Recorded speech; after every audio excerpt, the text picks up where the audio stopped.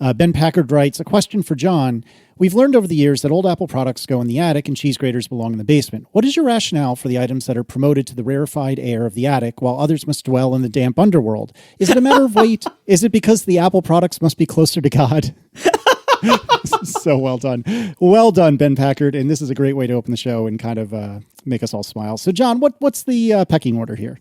First of all, I take some offense at the idea that my basement is damp. I do not have a damp basement. I control the humidity level of my home. My basement is not damp and has never been damp. In fact, even when my water heater has failed twice, the dampness has not spread to become pervasive in the basement. I have, maybe it also helps that in New England, the winters are very dry, but I do not have a damp basement. In fact, my Synology is in the basement, still going strong after all these years. No dampness. As for the answer to the question, I mean, the easy one is the attic has way more room than the basement, because the attic is much harder to get to and not frequently, nobody goes there that frequently, so it's more of a storage space. Whereas the basement, there's actually a lot of kitchen stuff down there. We've got like the, our big lobster pot is down there and some serving trays and like the thing that holds the cake when you travel, back when we used to travel. There's lots of kitchen stuff down there. And so the cheese graters naturally just went with the kitchen stuff. We have like a bunch of those big shelves against one of the walls. And so that's why the cheese graters are down there. They're with the kitchen stuff. So starting with some follow-up, Nathaniel Cohen writes, with regard to off-axis viewing of a very large LCD, doesn't it make you want a curved display?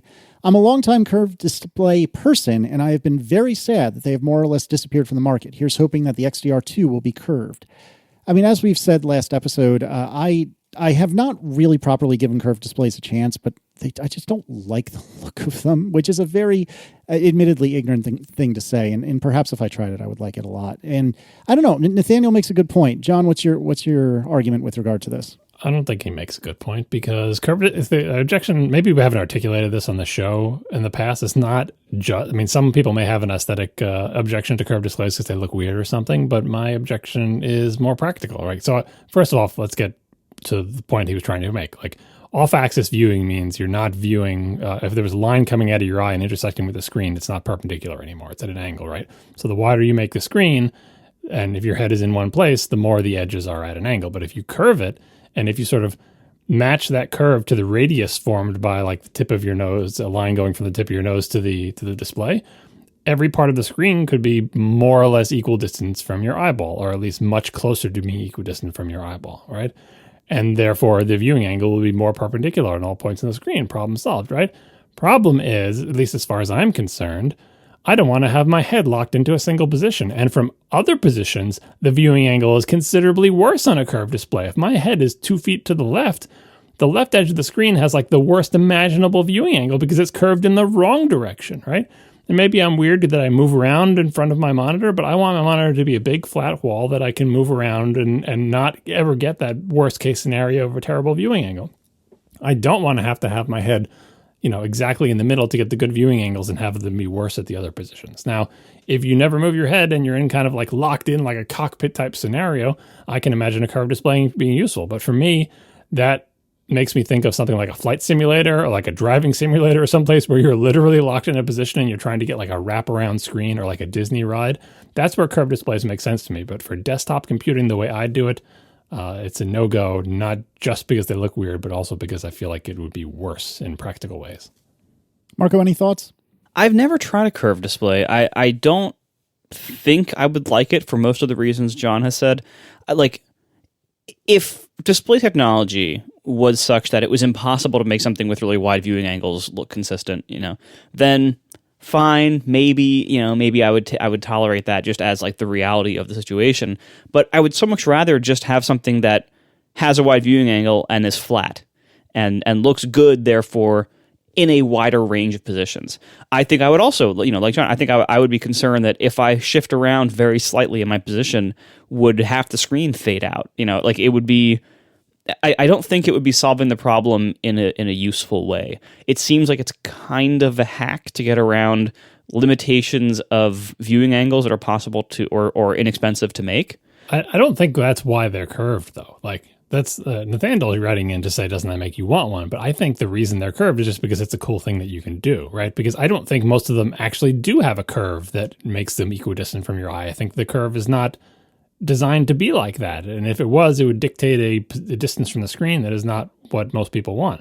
Like, it just distorts the image too. Like, the images on the screen are not meant to be curved around you like that. When you have a big curved display, like in a big simulator or a Disney ride, the images displayed on those curved screens, if you put them on a flat screen, would look really weird because they're accounting for the curve. But nothing that we play, with the exception maybe of some games, accounts for that. It's expecting to be on a flat screen. So it's just a bad distortion all around. Yeah, like to me, the elegance of a flat display is better. Like, I'd rather have a flat display that is uniformly visible across the entire thing, that has no noticeable variations between like the middle and the edge or whatever. Like, it just looks the same across the whole thing and is flat. That would be elegant, and that would be like, a useful, impressive technical achievement. And it's easier said than done, but that is more valuable to me than a curve would be. So we've learned a little bit from the iFixit teardown of the AirPods Max, and apparently you can detach the entire headband from AirPods Max with just a SIM card removal tool or a paperclip. You don't have to open anything up. You just put the little, thing in the right spot, and I guess it pops right out. And we'll put a link to the iFixit teardown in the show notes. This is pretty cool. I don't know why we would need this. Maybe one of you can fill us in, but it's cool that that's how they operate. I hope Quinn never sees this. He did that video where he kind of like broke his AirPods Max trying to disassemble them because he didn't realize the 4 little screws are just these little latches, right? You remember that whole thing?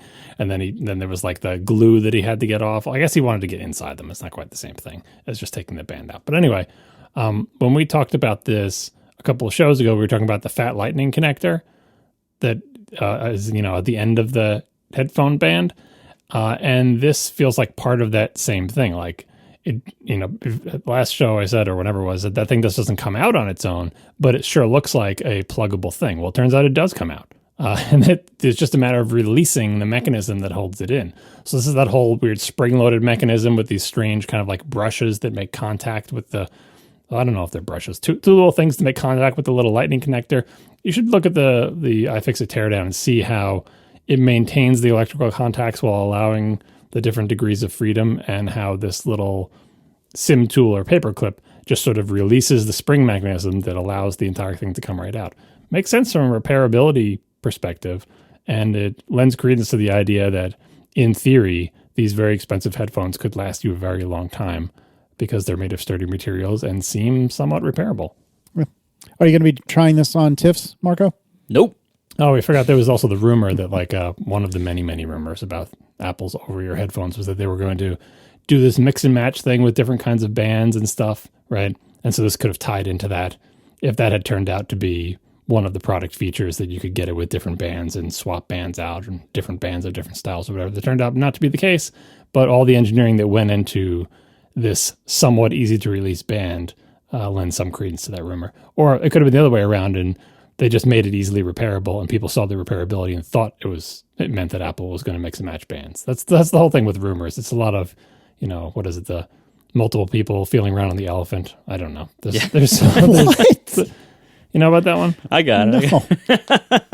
I missed that. In case he one. doesn't know, it's like a parable or whatever of like one person feels the trunk and thinks it's a snake, and one person feels the tail, and I don't know, and none of them has the whole picture of the elephant. Anyway, rumors. More of them later.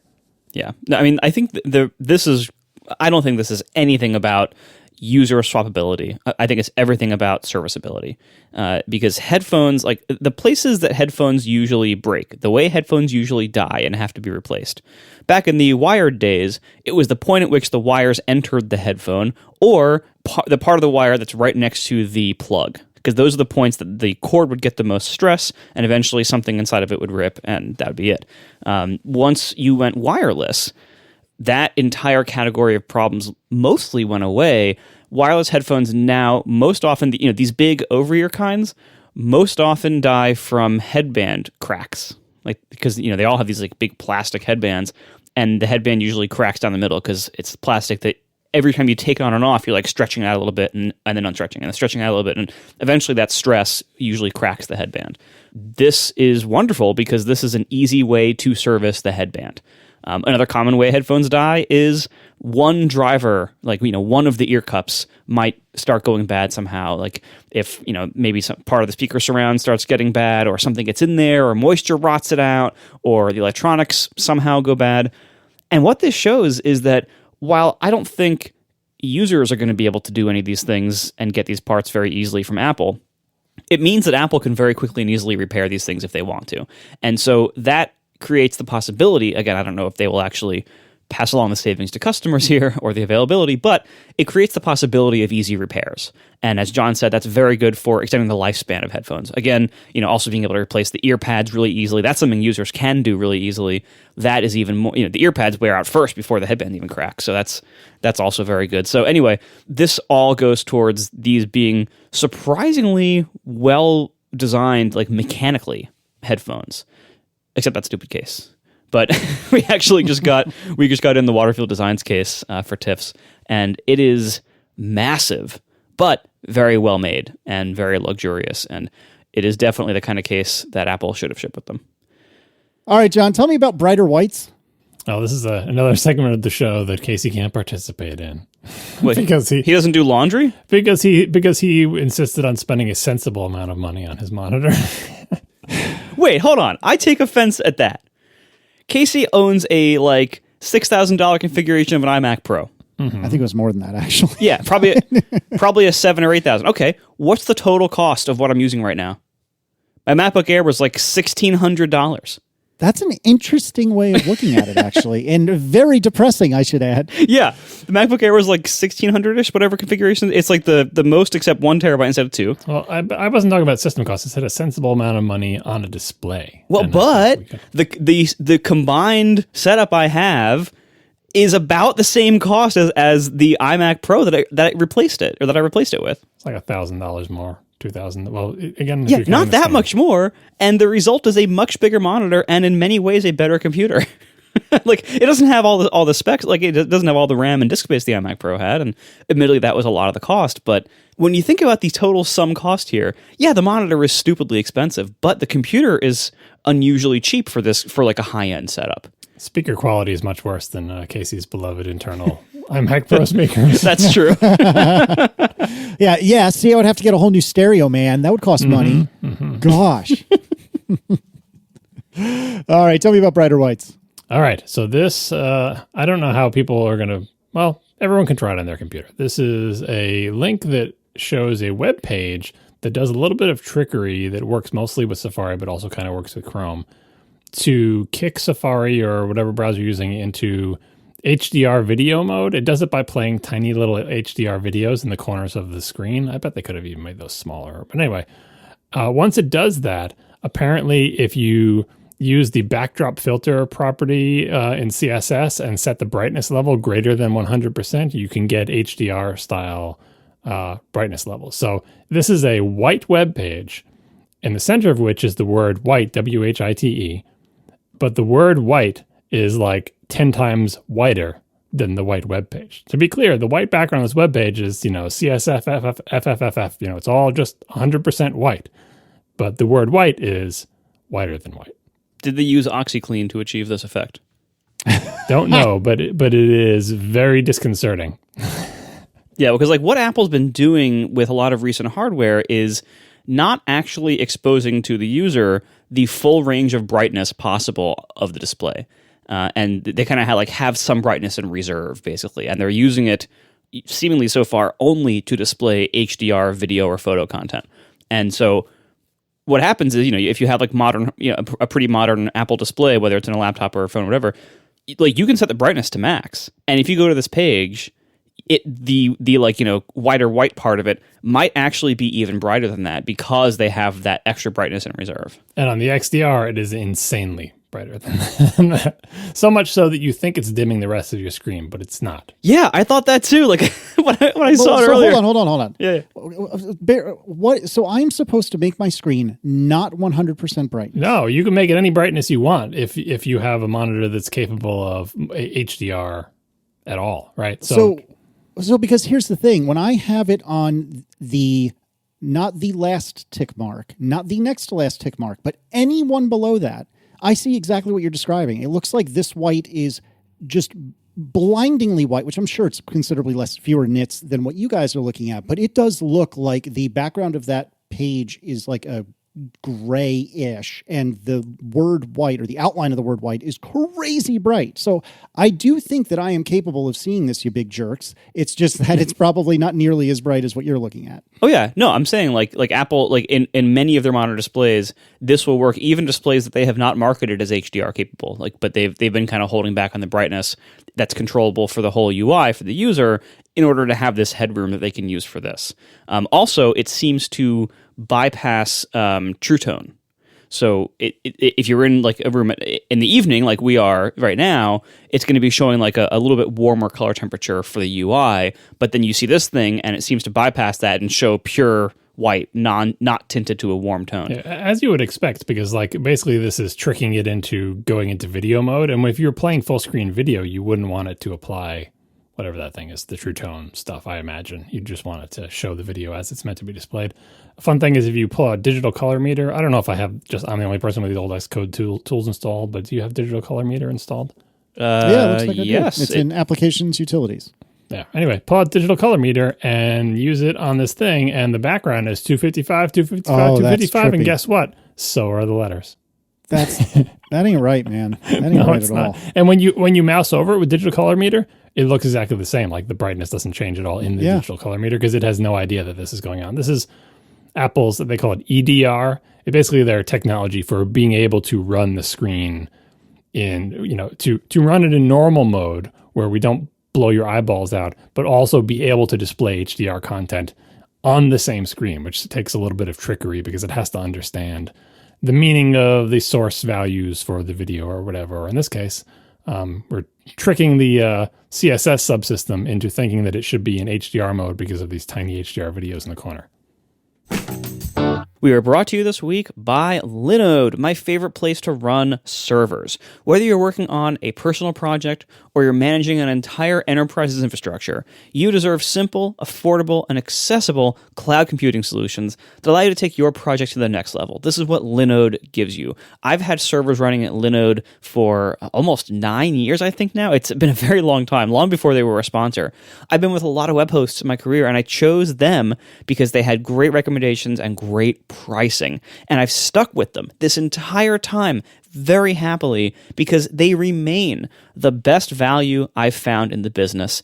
And even though they seem to be, I think, the cheapest for what you offer, they are also seemingly the best somehow. Like, I don't know how they managed to do it, but they have great support. They have great hardware. They have great software capabilities.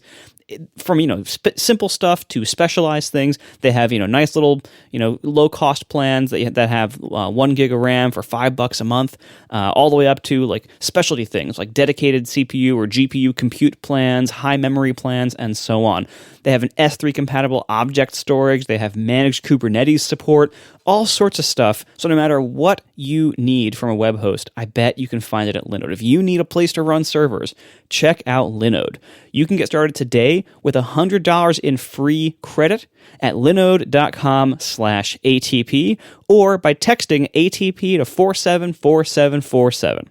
They have 11 global data centers around the world, 24/7, 365 human support with no tiers and no handoffs. And that's the same support whether you have that $5 plan or whether you have 50 servers. Check it out today, linode.com/ATP. Click on the Create Free Account button to get started or text ATP to 474747. Get started on Linode today. Thank you so much to Linode for hosting all my servers and for sponsoring our show.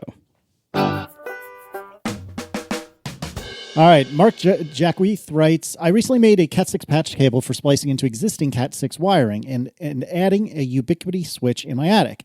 The patch cable I needed was about 6 feet long. I know there are different wiring standards when making Ethernet cables, but I figured I was making my own cable, so as long as the ends matched, it should be fine, right? I made the cable, and it worked fine, but only at 100 megabits per second. I rewired it according to the T-568B standard, and bam! Now I was getting 1,000 megabits through the switch. More information here, and we will link that link in the show notes. So this is relevant to Marco's problems getting gigabit speed on his Ethernet thing. We're like, something wrong with the wire somewhere, maybe one of the wires in the wall. What could possibly be the problem? this was a big download of information about the various wiring standards you can use with Ethernet and the RJ45 connector and all that good stuff. And there's some stuff in here that if I once knew, I had since forgotten that I thought was interesting. So anyone who's ever used Ethernet, oh God, what is the audience for this? What I'm about to say?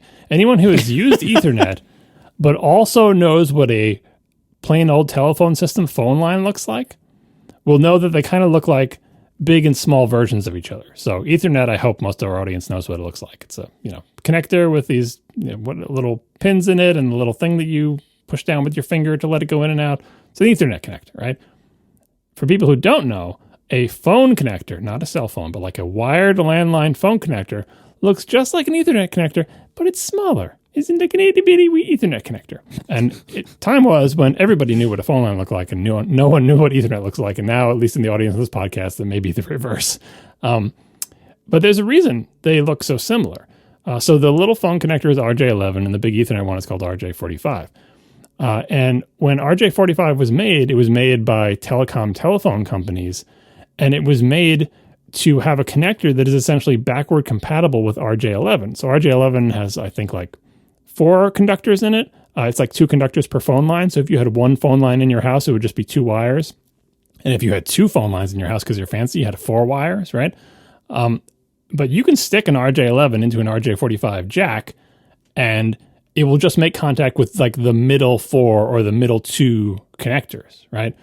Because RJ45 was made to be like, oh, well, what if you have a fancy phone system for like an office and you need a whole bunch of phone lines? Because this was before packet switching or digital networks or whatever. You wanted to have multiple phone lines, like in a business, you had multiple pairs of wires because that was the only way to do it because the phone system was analog and yada, yada, right?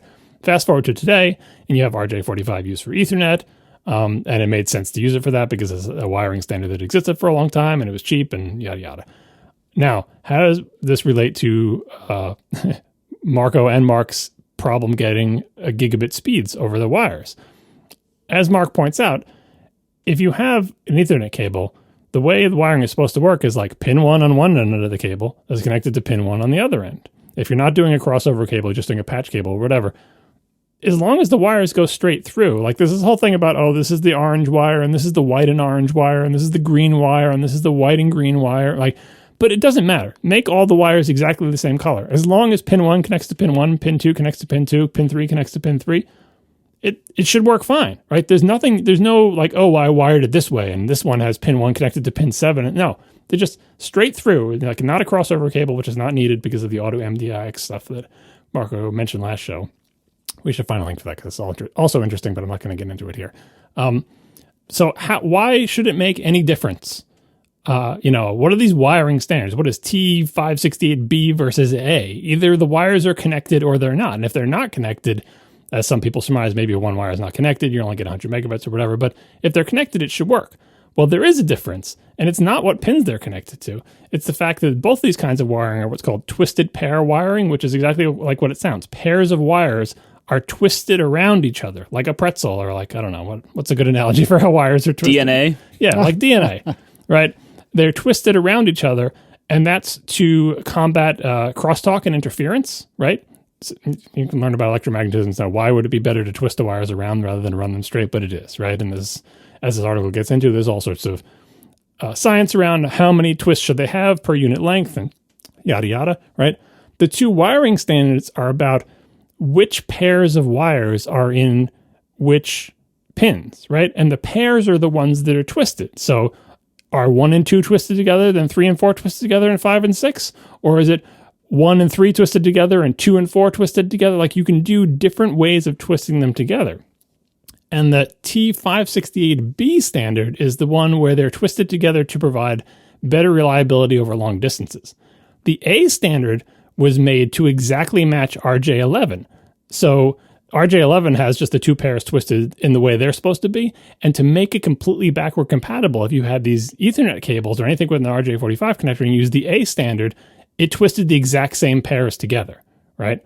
So we'll try to put some images in the show notes or some links in the show notes and you can read all about this. But like the reason the A standard exists is to be backward compatible with telephone systems, which has no relevance to Marco's problem domain at all. And incidentally, when people do home installations, they tend to still use the A standard because they're like, oh, well, what if you want to run phone lines over these Ethernet cables, All right, so this some tidbits from, I think these are from the article, right? To preserve dual use of data or telephone, the majority of mass market home builders choose to use the T568A standard, just because they're still in the mindset of like, look, I'm going to run wire throughout this home, and I'm going to use quote unquote Ethernet cable, which is just RJ45, which is just carrying multiple analog phone lines. I'll just use that. So if you want to run networking over it, you can. But if you want to run phone line, analog landline phone lines over it, you can. Sounds hilarious in the modern world, but the world of building takes a longer time to evolve. And then the final bit here is, only custom-built homes where smart home automation is planned from the beginning typically use 568B to better maximize options for faster speeds and better signal isolation, right? So my questions coming out of this is, well, part 2, has Marco solved his wiring problem? But part 1, does Marco know if his home was wired using T568B or T568A? The answer is no and no. No, I don't know which standard I have yet. And not only did I not solve it, but I actually made it worse in the intervening time. Oh, delightful. Tell me more. When I set up everything in this house, I got a switch that was too small. I got a Ubiquiti switch that didn't have enough ports on it, and so I had to have a second mini switch, like sitting on top of it, and then running half the thing through the mini switch, and then half the thing through the big switch. And the big switch seemed to be getting somewhat flaky. And I haven't quite figured out what's going on in that area yet. But I thought, you know what? Let me just get one big switch that can be the only switch. So it has enough ports to serve everything. Has enough power over Ethernet ports and capacity to power all the Wi-Fi broadcast things everywhere. And maybe that'll be better. Well, when I installed the new switch, the port to my computer would only run at 100 megabits again. And then I noticed it would only run at 100 megabits no matter what adapter I used. Even my Thunderbolt adapter would kick back to 100 megabits now for the first time. So I'd actually made it worse. At one point, I unplugged the wire and plugged into a different switch port. And after that, it never worked again.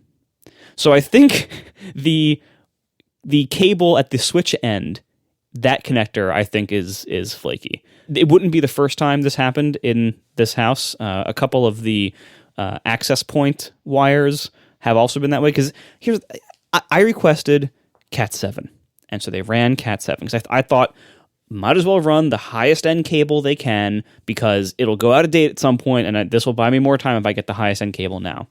I don't know anything about Cat 7. Apparently, ending Cat 7 requires these giant boot connect. I don't know what the connectors are. They're these tremendous connectors that they do end in an RJ45 plug, but they have this massive metal shield around the whole thing, and it sticks out really far. It's really wide, and it's this giant rubber boot on the end.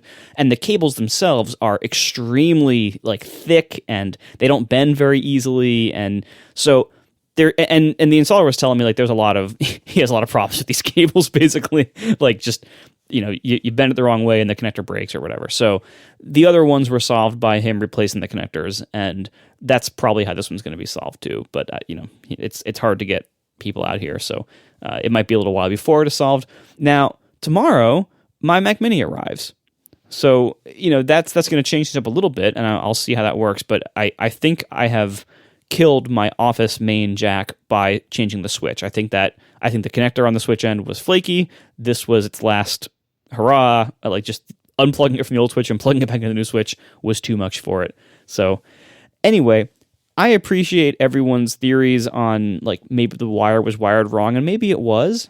All this is to say there are other gremlins at work here, and so I'm trying to get those fixed, and it'll be a while. But in the meantime, Wi-Fi is a tenth the speed, but it works.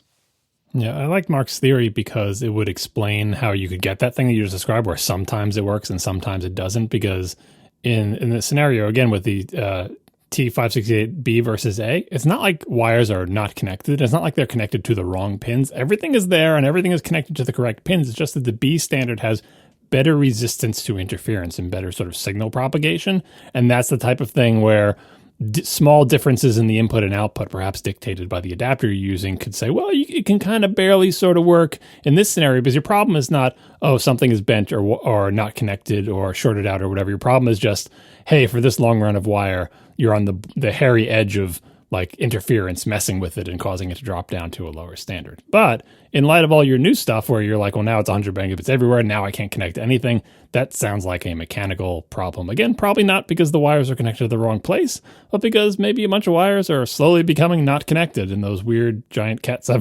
connectors that you described. So it's sounding more and more like a mechanical problem. I really doubt any of the wires are connected to the wrong place. It's not the issue of crossover versus patch, because that has not been an issue on modern Ethernet equipment in forever. It just sounds like it's mechanical. But I'm actually interested to find out what the heck this problem is. And maybe if you can get a picture of one of those Cat7 things, because I've never seen what you're talking about, and throw that in the show notes or something. All right, yeah, I'll try, yeah. Yeah. Just open up your walls. Yeah, right. What's interesting, do you remember what the very first like auto switching thing was that most people had? Xbox? Yeah, the first Xbox. Wow, I'm surprised you pulled that out. I am a gamer. Yeah, the Xbox One, not the Xbox One, but the Xbox One had Ethernet ports on it, and it actually supported like multi-console in the same house kind of multiplayer really well. Like if you happen to have two Xboxes and two TVs, which was not that common of a setup back then, but you could plug any Ethernet cable, crossover or not, from the Ethernet port in one Xbox to the Ethernet port in the other one with no switch or no hub or anything. And whether it was crossover or not, it would just work. It was really cool. I saw it done exactly one time ever because almost no one had the original Xbox, let alone two of them. But it was really cool. I remember manually making myself a quote-unquote crossover cable using RJ11 on my Mac because Max used to use Apple Talk. I don't know if you guys ever used Apple Talk, but are you familiar with the serial port that used to be on the back of Macs? It looked like ADB, but had a different number of pins in it.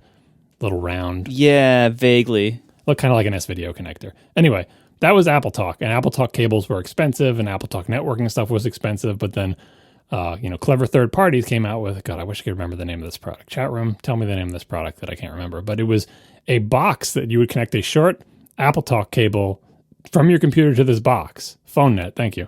And the back of the box had an RJ11 connector. So basically what you're doing was converting Apple Talk to work over the RJ11 wire physically, and you could get phone wire super cheap from anywhere, right? So if you wanted to, say, hook up two computers that are on opposite sides of the house, you can't get an Apple Talk network to span that unless you're going to spend gobs of money in like an enterprise. But you can get phone net adapters and then get a spool of RJ11 and bring it over there. And I remember having to make an RJ11 crossover cable by taking the conductors and swapping them and resplicing them back together to get some game to work between two Macs that were like sitting next to each other on the same desk at my house. Good times. All right. Anything else on the networking extravaganza? Thank God, no. Not now, anyway. Not yet. All right. Wait till next week when I have the Mac Mini, which, hey, it's coming early. It was delivered today to the boat. It's always kind of fun, like, my packages arrive a day late because of the whole boat situation. And so, like, the day before I'm going to get something, Apple thinks I've already gotten it and starts sending those emails like, welcome to your new Mac. Take a tour. That hurts. Yeah. All right. So a few quick items with regard to feedback and my bug in particular. Last episode, I wasn't sure if the feedback app was pre-installed on all devices and all OSs or just beta OSs. As it turns out, it is available on even non-beta OSs. If you open the URL Apple Feedback / in Safari, it will actually open up Feedback Assistant, which I guess is like hidden by default. And once you're in there, you can open a particular bug / feedback. You can click on the ellipsis. You can tap, I should say. You can tap on Add More Information, tap on Add Attachment, and then tap Device Diagnostics, and it will fire off Assist Diagnose and attach it, allegedly. Speaking of my particular problem, I actually haven't had it reoccur in the last week, which is both delightful and frustrating. Frustrating because I have installed the messaging profile that gives Apple more verbose logging, and I think with fewer redactions. And so I've had this installed on both my phone and Aaron's, and of course the issue has not recurred because I'm trying to capture it and I want it to recur. Additionally, On one of the two bugs, which as always, the link will be in, or the feedback numbers will be in the show notes. I got the following message from Apple Feedback on January 14th at 5:55 p.m. Hello, we have not closed this issue and are actively still investigating the behavior reported. However, we were unable to diagnose the issue based on what was in your previously provided sysdiagnose. We are attempting to isolate this behavior on devices internally, but it would be very helpful to get a fresh sysdiagnose from your device with the logging profile installed. If possible, please attempt reinstalling logging profile here, blah, blah, blah. Verified you have restarted the device after installing the profile and provide a fresh sysdiagnose. Thank you for your patience while we work on this. Please provide, iOS sysdiagnose. So, a hair frustrating, but at least they freaking said something, which is a tremendous, tremendous improvement. This is a magical example of how communication helps, because essentially they just ask you for a sysdiagnose again, which should have just driven you mad with anger, but by including some sentences written by a human explaining the situation and some niceties, you're like, okay, I'll do another sysdiagnose, which is how communication works. You're being handled. Good job, Apple. Yeah, being handled. It's so true. And then additionally, I forget, I don't have in front of me what the status was that made me blow a gasket last week, but it was something like investigation complete or something like that, which is slightly on me that I had assumed that meant that meant the bug was closed. It did not. It meant the investigation was complete, which, yes, I forget exactly what the words were, but if it said investigation complete, I should have had the presence of mind to realize what that meant. But it still is a terrible, piss poor way of saying we can't do anything more with this right now. Like, seeing the word complete in there is what drew me up a wall. And again, it's a little bit on me, but I've heard some reports from the inside that is probably going to be wordsmithed in the future to be a little more clear as to what that really means and to indicate that the bug isn't closed. It's just in some sort of a holding pattern. Naturally, I've been talking to anyone I know inside Apple engineering and yelling at them about this. It's amazing that any of them ever talk to me anymore, because all I do is whine about these bugs. But I've heard feedback that this is getting looked at. It's just like the official feedback has said, they just haven't been able to reproduce it, which seems bananas to me, but here we are. Additionally, it's not only me, because Chris Hayes, who apparently is an anchor on MSNBC, is that right? Do I have that right? I think that's right. Yep. He is a gentleman with 2.3 million Twitter followers. He had this to say just the other day. Quote, "So do iPhones just no longer text groups of people without iPhones? Basically never works." So you can bet your bottom that I put that in both of these feedbacks to let them know, no, it is not just me. And let me recap for everyone, because I get asked this all the time. It has been reported to me anecdotally from different continents and different carriers. No, I am not switching to WhatsApp or Signal or anything else, despite whatever privacy implications there may or may not be, because I don't have the clout to switch my entire social circle over to a different app because the king says so. And 3, please stop trying to explain to me what the problem is and assuming that Apple does nothing wrong, because clearly this is a bug with Apple stuff. So frustrating. We are sponsored this week by Mack Weldon. There's a lot of things you'd probably like to leave behind about 2020, and one of them might be your old underwear. If you're rolling into the new year with the same bunching, chafing, and uncomfortable underwear, you've got to check out Mack Weldon. That's actually what I wear every day. If you wanted to hear about my underwear, well, here we are.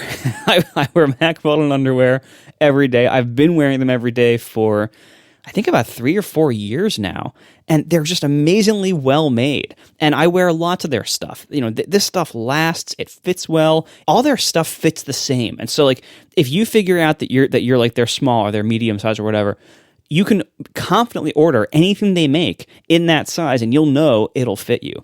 And they make all sorts of great stuff: socks, shirts, hoodies, underwear, polos, activewear for workouts, and all that stuff is well made. They have great fabrics. Their t-shirts, I wear their t-shirts very heavily, especially their silver line, and it doesn't wear out. It's amazing. I've heard so many t-shirts from different brands and everything. The Mack Weldon stuff has outlasted them all. It's amazing. They also have a totally free loyalty program. Level 1, you get free shipping for life. Level 2, by spending $200, you get 20% off every order for the next year. And they have a wonderful guarantee. They want you to be comfortable, so if you don't like the first pair of underwear you get from them, you can keep it and they'll still refund you, no questions asked. See for yourself at mackweldon.com/ATP podcast and enter promo code ATP podcast for 20% off your first order. That's mackweldon.com/ATP podcast, promo code ATP podcast for 20% off. Mack Weldon, reinventing men's basics. So what was it? Friday, there was a major rumor dump. Ming-Chi Kuo decided to basically spell out most of 2021 for us. How do we want to handle this? Do we want to just go through what we have in our show notes? Is there anything that you guys want to touch on particularly? I feel like if I let you talk about Mac Pro now, then that'll be the entire show. So can we avoid that at least for a few minutes, please? Just go in the order in the notes. It's like machine at a time, product line at a time. All right. So we start off with a new MacBook Pro that will be 14 or 16 inches. The touch bar will be gone in favor of physical function keys. Now, before everyone celebrates, I am very skeptical about this, and I get more skeptical as I keep reading, as we will do in a minute. I am kind of ambivalent about the touch bar. I don't actively like it, but I don't really actively dislike it either, and that's okay if you too or anyone listening disagrees. I wouldn't complain if it went away, but I'm not seeking its immediate death. But man, it seems wild to me that they would just can this thing that they touted as the second coming. And of course, this is not the first time Apple's done that sort of thing. But I don't know. This is walking back in a pretty big way. I almost said big league. God help me. It's walking this back in a pretty big way. And I guess we've seen this for a recent example with the keyboards, but this is just the first in a long line of things where they're basically Command-Zing the last 5 to 10 years of Apple notebooks. And that's it. I'm okay. I'm here for it. But man, it seems surprising. Like, do you guys buy this? You should keep reading the other rumored features. I think they're all in that theme that you have just outlined. We might as well get to all of them before we talk about them. Fair point. So apparently MagSafe is coming back. Quoting from Bloomberg, MagSafe will allow those laptops to charge at a faster rate. The connector will be similar to the elongated pill-shaped design of the older MagSafe port. Additionally, and Marco, I'm going to need you to try to keep your cool here. The new MacBooks will have more built-in I/O ports, which means, quote-unquote, most users will not need to purchase additional dongles, according to Ming-Chi Kuo. Kuo does not specify exactly what the I/O ports will be offered, what the I/O ports are that will be offered, but nevertheless, supposedly there will be more. The new chassis design is said to feature squared-off sides in both the top and bottom halves of the machine, joining the flat-edge design trend started with the 2018 iPad Pro and adopted in the 2020 iPhone 12 series. Quote, the new models cancel the curvy design of existing models' top and bottom parts and adopt a flat-edged form factor similar to the iPhone 12. It's a lot.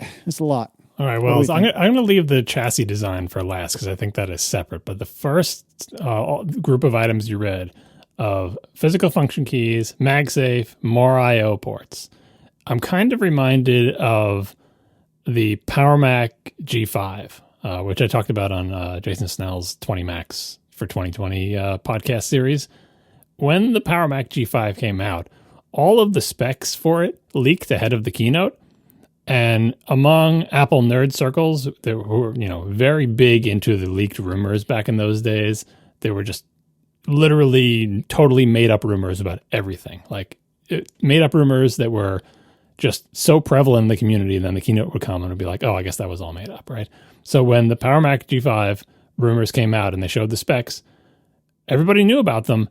And most people said, oh, it's just another one of those made up things because there's no way Apple's going to produce a computer with these specs. It's ridiculous. The price, the specs on it, it's like a made-up fantasy of some Apple nerd. Yeah, can you imagine if they had a dual 2 gigahertz processors and a 1.3 gigahertz front-side bus? Ha ha ha, yeah, right. Anyway, I wonder what they're going to announce. And they announced that exact machine. And nobody could believe it. They're like, that was all true? Because it was beyond all our wildest dreams. Looking at these notebook rumors, I feel the exact same thing is happening again.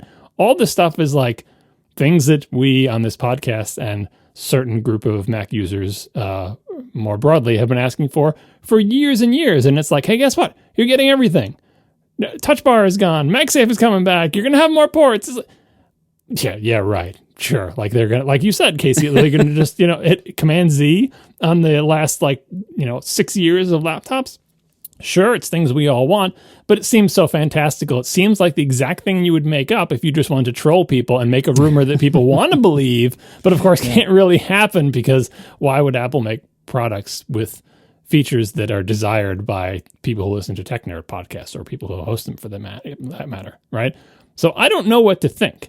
We could have all made this up and said, in fact, we did. I remember having a show like 6 months ago where I was like, Apple, if you just made a laptop that had like bring back MagSafe and had more ports and got rid of the touch bar, everybody would love it. And it would be so easy for you to do because those aren't hard technical achievements. You've done it before. You can do it again. Everyone would love it. Just do it. And, of course, we know that didn't happen, right? But now the rumor says, oh, yeah, no, they're doing all that stuff now. I don't know what to think. I honestly can't bring myself to believe. Yeah, so if you look at the credibility of these sources, the majority of this rumor came from Ming-Chi Kuo, and then Mark Gurman also filled in a bunch of other details, and Gurman was more about the Mac Pro that we'll talk about in a little while, but Ming-Chi Kuo has a pretty strong track record of knowing the hardware details of things that are coming up, especially in regards to displays. He seems to be well-sourced in the supply chain, especially the display supply chain. And so what I think is most likely to be true, if all of it isn't true, I think the 14-inch and 16-inch sizes are pretty likely to be true because those are display related. And I think the touch bar going away because that's also a display. So I think those are the most likely parts of this to be true.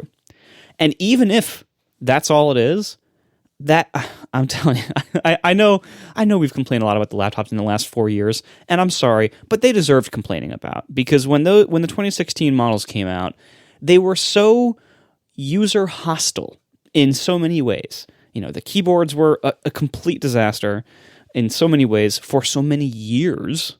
It's funny. Last week, the only butterfly keyboard we have in our house died. It was on Tiff's laptop. And the spacebar finally died in the way butterfly keyboards always do. I'm pressing the spacebar.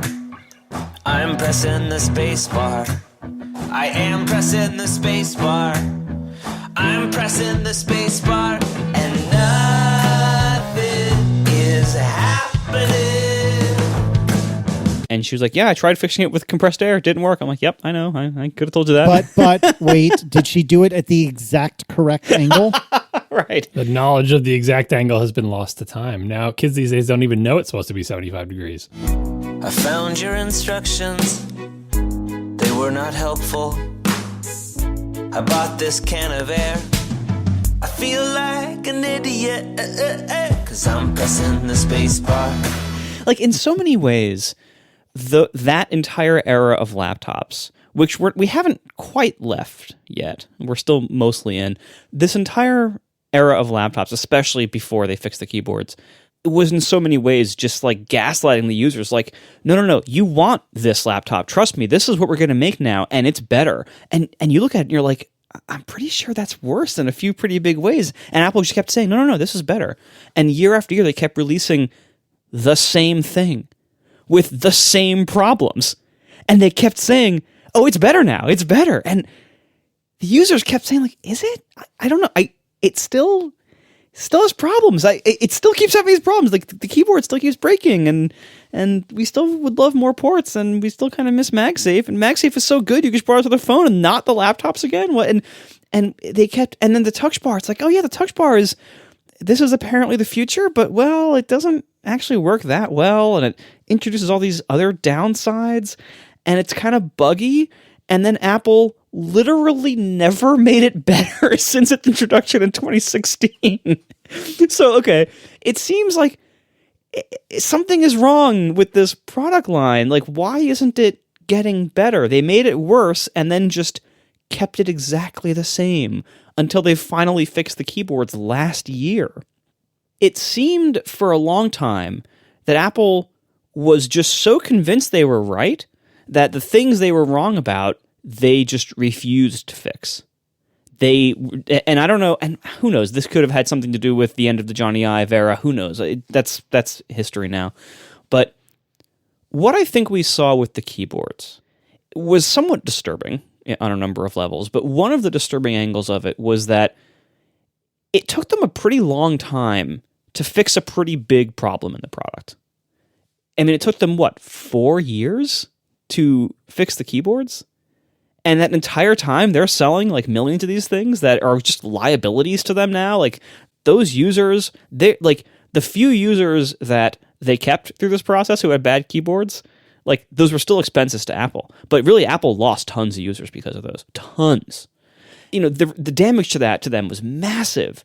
And yet it still took them multiple years, like 4 years to release a product that was different. And I think what that showed us is that Apple has amazing stuff they release on a regular basis, but we don't know how the pipeline works. We don't know how long that pipeline is. And while they're able to release updated products like, once a year or whatever else, if they have to change their mind about something really big, that seems to take them a long time to do.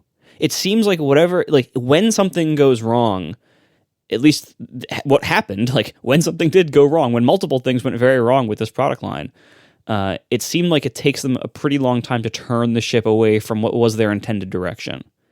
And so it's totally plausible to me. If it took them 4 years to fix an incredibly problematic keyboard, that maybe it's going to take them 5 to 6 years to fix the other parts of this product that nobody liked or that weren't good enough. And so this actually is plausible to me that maybe after all this time, they are going to actually do things that are kind of, like user fan service, because that actually would make these things better. And they were made worse in a lot of these ways for either no apparent reason or not good enough reasons. And if they can make them better in ways that users actually want, why shouldn't they do that? We are, I think, leaving, once, I think this probably had to do something with Johnny, but we're leaving the era in which Apple told us what we want to some degree. Like Apple just, with the 2016 generation laptops, they just yelled at us what we wanted. And we kept saying, wait, really? That's better? I don't know. I think I want something else, actually. I think I like the old ones even better. And they just kept yelling and yelling and yelling, no, this is better, this is better, this is better. And maybe now they've finally, I think we've seen signs in the other product lines. Like, I think they finally realized, like, no, that the users were right about some of that stuff. Like, some of that stuff never got better. Like, so much about these laptops was not adapting to what people needed, but was trying to force people to adapt to them. The idea that Apple would go back on a lot of this stuff actually does line up with a lot of things they've done recently. They have actually made a lot of, like, I wouldn't say regressions, but like, going back to the way things used to be done because they were better, or making products that are legitimately better, as opposed to, side steps or backward steps like these. They've been on a pretty good tear recently. The Mac Pro is another great example of the whole trend that went through. So they are seemingly on the right path. It just takes them so long, it seems like, to make that turn. And that's why it seems suspicious when it finally looks like they are probably going to come out with something, because we're just so used to them seeming like they're not listening at all, because they kept releasing the same mediocre laptops for 4 or 5 years straight. Yeah, the reason I'm so suspicious is because I think the timeline is off. Like, yeah, we don't know what their internal schedules are for things or whatever, but the Mac Pro is a great comparison. They really messed up with the Mac Pro. They made a design that they couldn't continue to make better, and they essentially decided we're not going to make a computer like that anymore, right? There was the whole Mac Roundtable. I'm like, no, actually, we are going to make a Mac Pro, and it's going to be modular and so on and so forth. And the rumors we heard was that the time they were having that meeting, they had made a decision, and maybe they had a team, but they didn't have a computer. So they essentially decided to make a computer they previously weren't going to make, starting from basically zero. And, as evidenced by the Mac Pro they put out, it shares no parts with any previous tower computer that they have ever made, right? They went from zero to Mac Pro, which is a very narrow interest computer, in less time than it took them to figure out that maybe they should change some decisions about the laptops. Like, if they had made the decision at the same time, like, oh, we made some mistakes with these laptops, the laptops are their bread and butter of the Mac line. That's what people buy. presumably there would be way more resources and money and effort to be able to put on that project to get that done. It makes me think that if this actually does happen, this decision to go back on a lot of the design features of the laptops happened fairly recently, because if it had happened at the same time we were all complaining about it, they would have done it by now, right?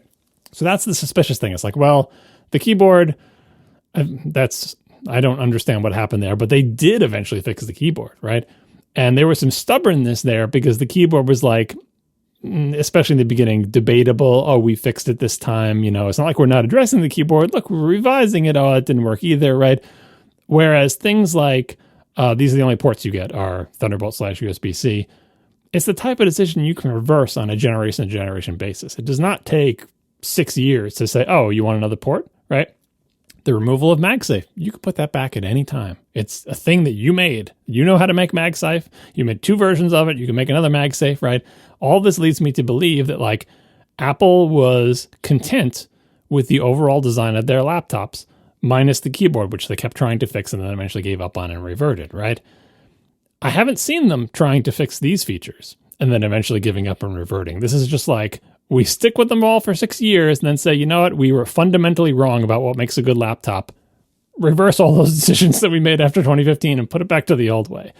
Now, I'm not saying they shouldn't do it or whatever, and I actually, Marco characterized it as fan service before. I think that is slightly the wrong term, because fan service is like, oh, let's give the biggest fans of this thing the thing that makes them the happiest, even though it's just an insubstantial confection. Show them their favorite character doing their favorite thing or whatever. Like, that's fan service. The things we're talking about here are not like features that are just meant to delight hardcore laptop enthusiasts. They're basic functionality. MagSafe was not a feature that only weird tech nerds could understand, enjoy, or benefit from, right?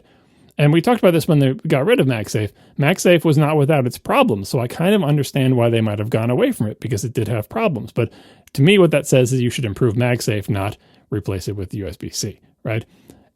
The rumors are that you can have the best of both worlds with these new laptops, and that it will have a MagSafe, but it will also be able to charge from USB-C. So if you like the USB-C charging, you can keep doing that. Hey, and now I can charge on both sides of my laptop, and I don't have to get new cables, and I can just ignore MagSafe. But if you like MagSafe, you can have that too. Again, makes me doubt these rumors. That doesn't sound like a very Apple thing to do, does it? It doesn't sound like an Apple thing to do at all. I hope they do. I would love that. Exactly. But now you're like, but they wouldn't do that. And I feel like we have such a unhealthy relationship with this line of computers that anything, this rumor has too much going for it. And it's not like they're throwbacks to bygone things. Like, let's give the Touch Bar as an example, right?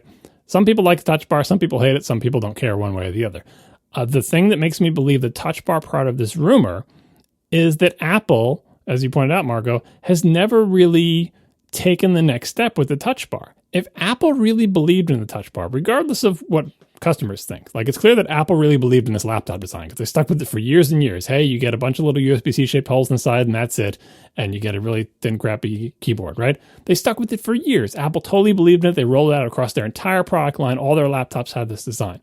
The Touch Bar is not a laptop-specific technology. All of their computers have keyboards. Even the iPad has a keyboard, right?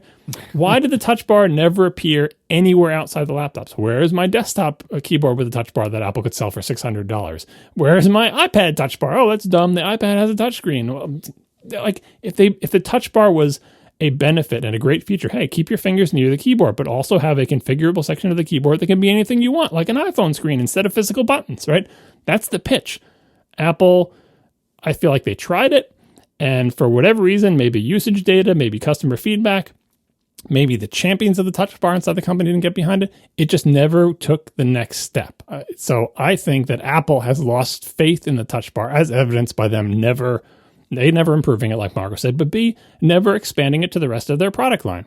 It's an opportunity to sell a really expensive Apple keyboard with a Touch Bar on it, but they never did it, right?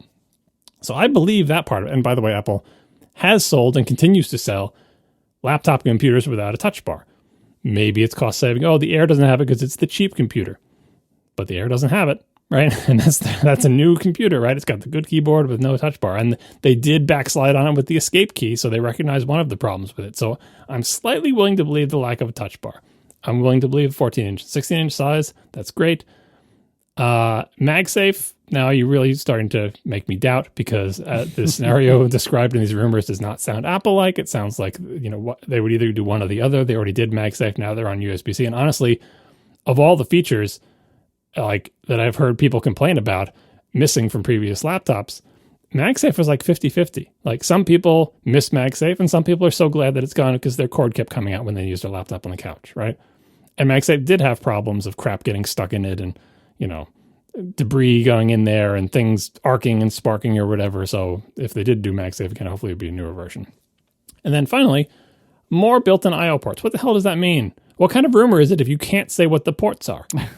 Like, that's the worst rumor ever. How does one come to know this piece of information without knowing what port it is? It doesn't make any sense. If you have any inside information, certainly you would know what the ports are. So that makes me suspicious that this is not a thing at all. And, I don't know. Yeah, and Ming-Chi Kuo's, like, historically, the things that his information seems most reliable on would not probably cover, like, the port selection. So that's why I think this is significantly less likely to be true than the other parts of this rumor. Yeah, I mean, maybe if you see a case design, you see holes that you don't identify, but then you get the shape of the holes. I don't know. It's kind of messed up. And then this final bit here is the most baffling and also the least important. The new chassis design is said to feature squared off sides, right? Well, you can't actually square off the sides of a laptop like a phone, because the top and bottom halves of a laptop are curved for a reason. It's so you can get your damn fingers under it to pick it off the table. That's not a problem with a phone. You just pinch it from the sides, right? You don't need curved sides to a phone to pick it up, because your thumb can go on one side and your fingers can go the other. You can pick it right up off the desk. You can't do that with a laptop. If you actually made a flat laptop, no one would be able to pick it up off the desk. It has to be curved on the top and probably also on the bottom and also on the top, just in case it's put somewhere upside down. So that said, maybe it's less curved. Maybe the flat sides are more emphasized in the styling, but I have to think that this is something is missing in translation, which is why I put in what I think is the translation of the Kuo report. Cancel the curvy design of existing models, top and bottom parts, and adopt a flat edge. The laptops already have flat edges, and they already have curves in the top and the bottom for a reason. You can't get rid of those curves, so what do they even mean? So this rumor is the most weird to me. And if it turns out that they have sides that, like, maybe there's like a stainless steel band or an aluminum band around the outside. I mean, that doesn't make sense, because they're made of a solid block of aluminum. They carve it out and they're not changing that, right? So I can't imagine this is true. Save this clip for, 6 months from now when they come out with a laptop that literally can't be lifted up off a table, and we'll just cry together. Yeah, well, it would still have rubber feet on the bottom probably, so like you'd have some of a gap there. But yeah, you get your fingernails under there, right? Just get your finger just right under. I mean, maybe it's less of a curve, but it has to have some curve. That's not just a design feature. That is an affordance. Yeah. No, I mean, that's that kind of thing. I wouldn't put a whole lot of faith into that yet, but God, I hope the new laptops don't have this giant, heavy stainless steel fingerprint magnet around. I mean, they wouldn't, because they're made out of a solid block of aluminum. Like, they wouldn't put an applique on it. It's not like it wouldn't have body cladding like a Camaro, right? Like, the whole reason they do it on the phones is because the phones are basically glass sandwiches and they have to have something going around the rim, whereas the laptops are a totally different construction method. So yeah, that makes sense. But I mean, I'm super excited about this, because even if like only one or two of these points end up being true, that's still fantastic. Like, even the small difference of, I'm telling you, I know I've said this before, I'll make it quick, but just the small difference of going from the touch bar to not the touch bar, but still having Touch ID is glorious. Every time I have, like, I had to use the 16-inch for a couple of things last week, and I hated every time I had to change the screen brightness or the volume. And then coming back to my MacBook Air, it's just a button. It's, oh God, this is so much better. I'm so incredibly happy with this MacBook Air with no touch bar. And I think I've already decided, like, no matter what they do with the laptops this year, I know I've saved this recording, right? But no matter what they do with the laptops this year, I'm never buying another touch bar.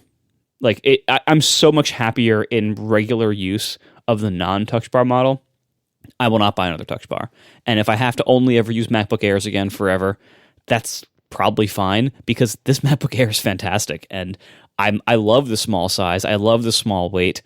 The power that it offers is good enough for almost everything I do. So I'm very happy with this MacBook Air, and I don't think I'll be tempted by the bigger laptops that come out later this year. If the touch bar does go away, I think one of the things that will have contributed to its death is the bean counter mentality. Is the touch bar pulling its own weight? Touch bar costs more than function keys. It's a little screen. It's got, and back in the day, you used to have a little compute attached to it. It's more expensive than putting plastic function keys in. If Apple puts anything more expensive in its laptop, that feature needs to pull its own weight by making the product that it's in more desirable and making more people willing to pay to get the touch bar. I'm sure there are some people who are willing to pay more to get a touch bar, but in our little circle of people, I hear much more people saying I'd be willing to pay more not to get the touch bar. It doesn't mean that the feature has more detractors than fans, but it does mean that it is not an unequivocal hit. Unlike, for instance, bigger screen sizes. People are willing to pay more money to get bigger screen sizes. The 16-inch charges more than the 14-inch, and that is a thing that people are willing to pay more for, right? If you don't need this bigger screen, don't get it. But people who want a bigger screen, they'll plunk down their money in a second.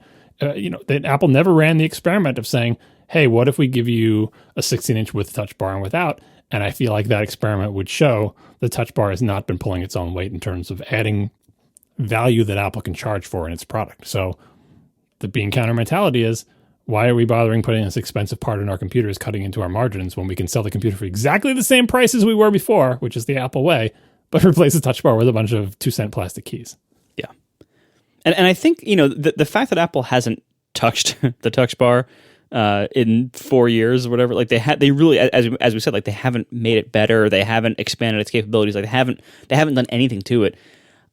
I think they might have probably decided a while ago, this isn't working out and we're going to abandon it. But like when Apple abandons something, or rather when they decide this thing is not going to have a future, they completely stop touching it. Even if the end of its lifetime is going to be 5 years away, they completely stop doing any effort at all on anything they've decided is going to be a dead end. But they won't say anything about that until it just quietly goes away someday.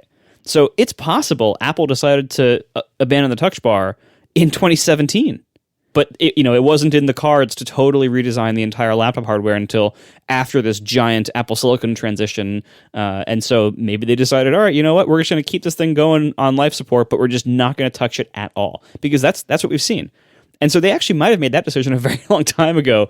But they will keep selling the exact same thing for years and years and years and years. But if they've decided years ago that it's a dead end, it will get zero effort from the company from that point forward. And that's what happened here. The thing, we've touched on it a little bit so far, but the thing I just can't wrap my head around is, how does Apple do such a dramatic about face and do so quickly? Like, not in terms quickly. Of how do they, well, what I mean is, from all outward appearances, it sounds like they weren't even considering this, and then suddenly, okay, we're all in on undoing everything. And maybe that's what happened, but I don't know. I can't help but wonder, or I want to explain, I want to have an explanation for how or why could that happen? And I think an explanation is someone like a Johnny Ive, and maybe it isn't Johnny Ive, just decides to railroad through, no, we're going all in on USB-C, this is the way, that's that. And then that person either moves to a different role in the company, or perhaps if it is Johnny Ive, leaves the company for all intents and purposes. And then suddenly cooler and saner heads prevail. And then they say, okay, now that chucklehead is gone, let's do things properly like we should have for the last 6 years. It's just so hard for me. Part of the reason I have such a hard time buying these rumors is because how do you end up doing such a dramatic about face so seemingly quickly? It's almost inexplicable to me, unless it's a purely political stunt that finally, for whatever reason, has gone away. But I think when you mean quickly, you mean like all at once. Like they didn't do one model without the touch bar, and then the next year add MagSafe, and the next year add more ports. Like doing it all at once that's what you're talking about. Yes, I'm sorry. That's absolutely correct. Yeah, that makes more sense. I mean, there has been a lot of change in the Apple staff around this. As you mentioned, Johnny Ive was, promoted into the sky. Phil Schiller was, I think, promoted like onto the roof. It's kind of unclear like how what kind of involvement he might still have, but he was super involved in product design as well. And then some of the other staffers have changed. There's been a lot of change in the marketing staff and in the product marketing staff and the PR side of things. So there actually has been a lot of change in the areas of Apple where that heavily influence product design. So that could be part of it for sure. Or it could just be this weird long pipeline thing, or it could be, I heard a long time ago, like during a lot of the Mac Pro problems and stuff, the summary of the problem was that, quote, Tim Cook was getting bad information. Whatever that means.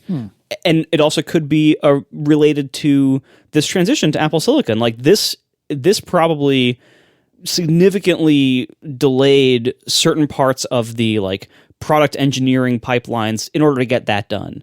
And we've heard in various places, like they talked about this on Dithering, with Ben Thompson and Sean Gruber, they talked about like how they've heard like that Apple so much didn't want to tip their hand to Intel about how good the M chips were that they wanted to change nothing about the previous outgoing models that might, because otherwise like word might get back to Intel if they change certain components around or whatever, that, how good the M chips are. So like that's one of the reasons why the first group of M1 based products is completely unchanged from what came before it in all other ways, except the chip. But like everything else about their enclosure and most of their parts inside even are all like the same parts.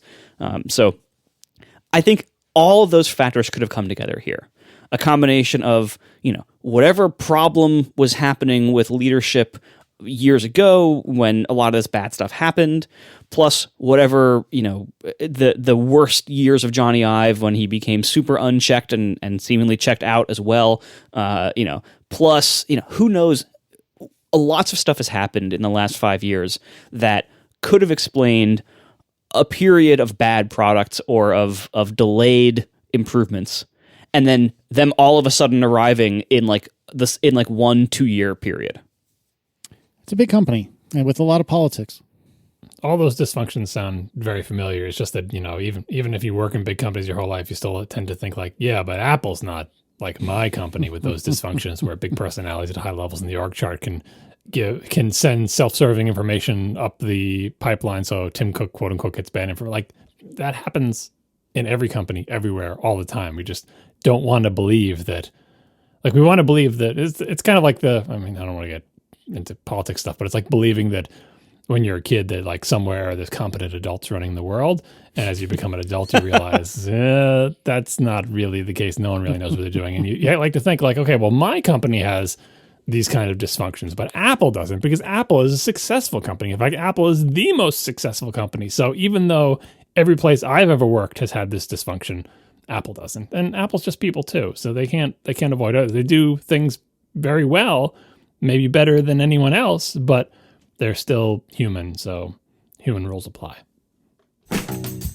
We are brought to you this week by Squarespace. Start building your website today at squarespace.com/ATP. Enter offer code ATP at checkout to get 10% off. Make your next move with Squarespace.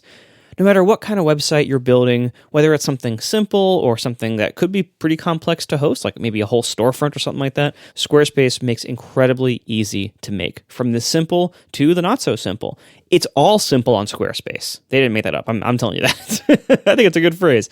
It's all simple on Squarespace. Everything is visual, and what you see is what you get. Everything is live previewing and drag and drop. There's no coding anywhere in Squarespace. And you don't have to deal with any of the technical realities of running a site. You don't have to deal with software upgrades and security patches and server reboots and server maintenance and any of that stuff. They take care of all that stuff for you. If you need any help with the, very little that you do have to deal with, they have amazing support. And this is really great, especially if you're making a site for somebody else, which, people often ask us nerds to make websites for them. And With Squarespace, you make it there, and you can just hand it off to that person, and then you're out of the picture. They don't have to come to you to update the site, or if they have any questions, because they can update the site themselves because it's so easy, and Squarespace will take care of any questions they have. It's just a fantastic place to host websites. If you can do simple as a 2-page info site for your business, or you can host an entire storefront or a podcast or all sorts of things that would otherwise be pretty tricky to host yourself. See for yourself with a free trial site at squarespace.com/ATP. When you decide to sign up, make sure to head back there, squarespace.com/ATP, and use offer code ATP to get 10% off your first purchase. That's squarespace.com/ATP, code ATP. Thank you so much to Squarespace. Make your next move with Squarespace. All right. I'm just going to sign off, and you guys can take it from here. Desktop Mac rumors. So apparently there's new iMac models which will slim down the thick black borders around the screen and do away with the sizable metal chin area in favor of a design similar to Apple's Pro Display XDR monitor. Man, I bet those are nice. You guys should try those out sometime. These iMacs will have a flat back, moving away from the curved rear of the current iMac. Apple is also working on a pair of new Mac Pro desktop computers. One version is a direct update to the current Mac Pro, ahem John, and will continue to use the same design as the version launched in 2019. Apple has discussed continuing to use Intel processors for that model, which we should explore that in a moment. The second version will use Apple's own processors and be less than half the size of the current Mac Pro.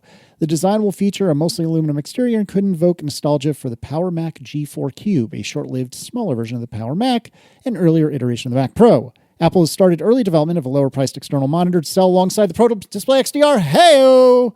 That's what I'm talking about. The cheaper monitor would feature a screen geared more for a consumer than professional use and wouldn't have the brightness and contrast ratio of the top-tier offering. Again, another dump of, hey, everything you've ever wanted, kind of, sort of. Let's start with the iMac. Getting rid of the chin. These are all things we talked about for a long time. No rumors of touchscreen, no rumor of like a drafting table type thing. When they say a design similar to Pro Display XDR, I'm assuming they mean from the front because I can't imagine them spending the money to drill all those little holes in the back of the thing to make it XDR style. Yeah. That's just a large amount of machining and finishing for a computer that is not going to be as expensive or have the margins anyway of the XDR. That and having a flat back, hey, guess what? You don't have to pick that Mac up off the table in the same way as a laptop. So sure, put a flat back on it.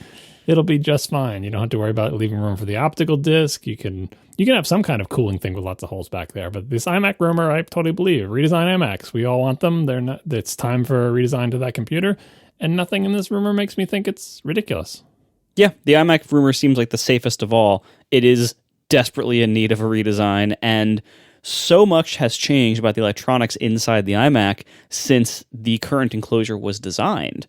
John mentioned no optical drive, but also no more 3.5-inch hard drive, I bet. Mm-hmm. And that's the whole reason why they have that big bulbous bump in the back. It's to that's where the hard drive goes when you have a hard drive model. Anyway, in this case, this makes perfect sense, and that's probably going to be a fantastic computer. And who knows, maybe I'll move back to one in the future, but that's probably going to be fantastic. And put some Apple Silicon in an iMac display case and make it a little bit fresh and new, and that'll be great. If it wasn't for the other rumor, I would have said, and Apple, just make it so when the computer part dies, you can still use it as a monitor, but they don't have to worry about that because we got the other rumor. So let's go in order here.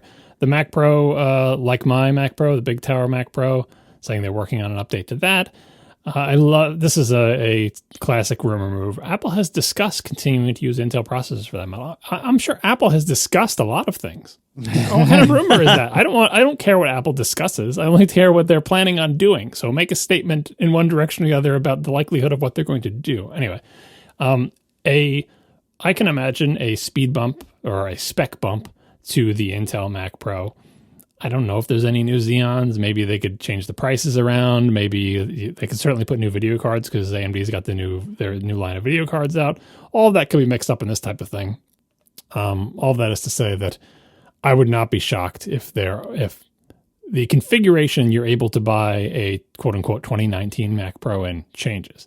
That said, I would be very surprised if Apple continued to ship Intel processors in the Mac Pro any longer than they needed to. I fully believe that Apple is trying to make a CPU or system on a chip and whatever suitable for the Mac Pro, and that's going to take a long time. So in the intervening year or two, Yeah, they'll keep selling the current one and maybe give it spec bumps, but I don't expect them to say, and here we are at WWDC 2 years from now, and the transition is complete.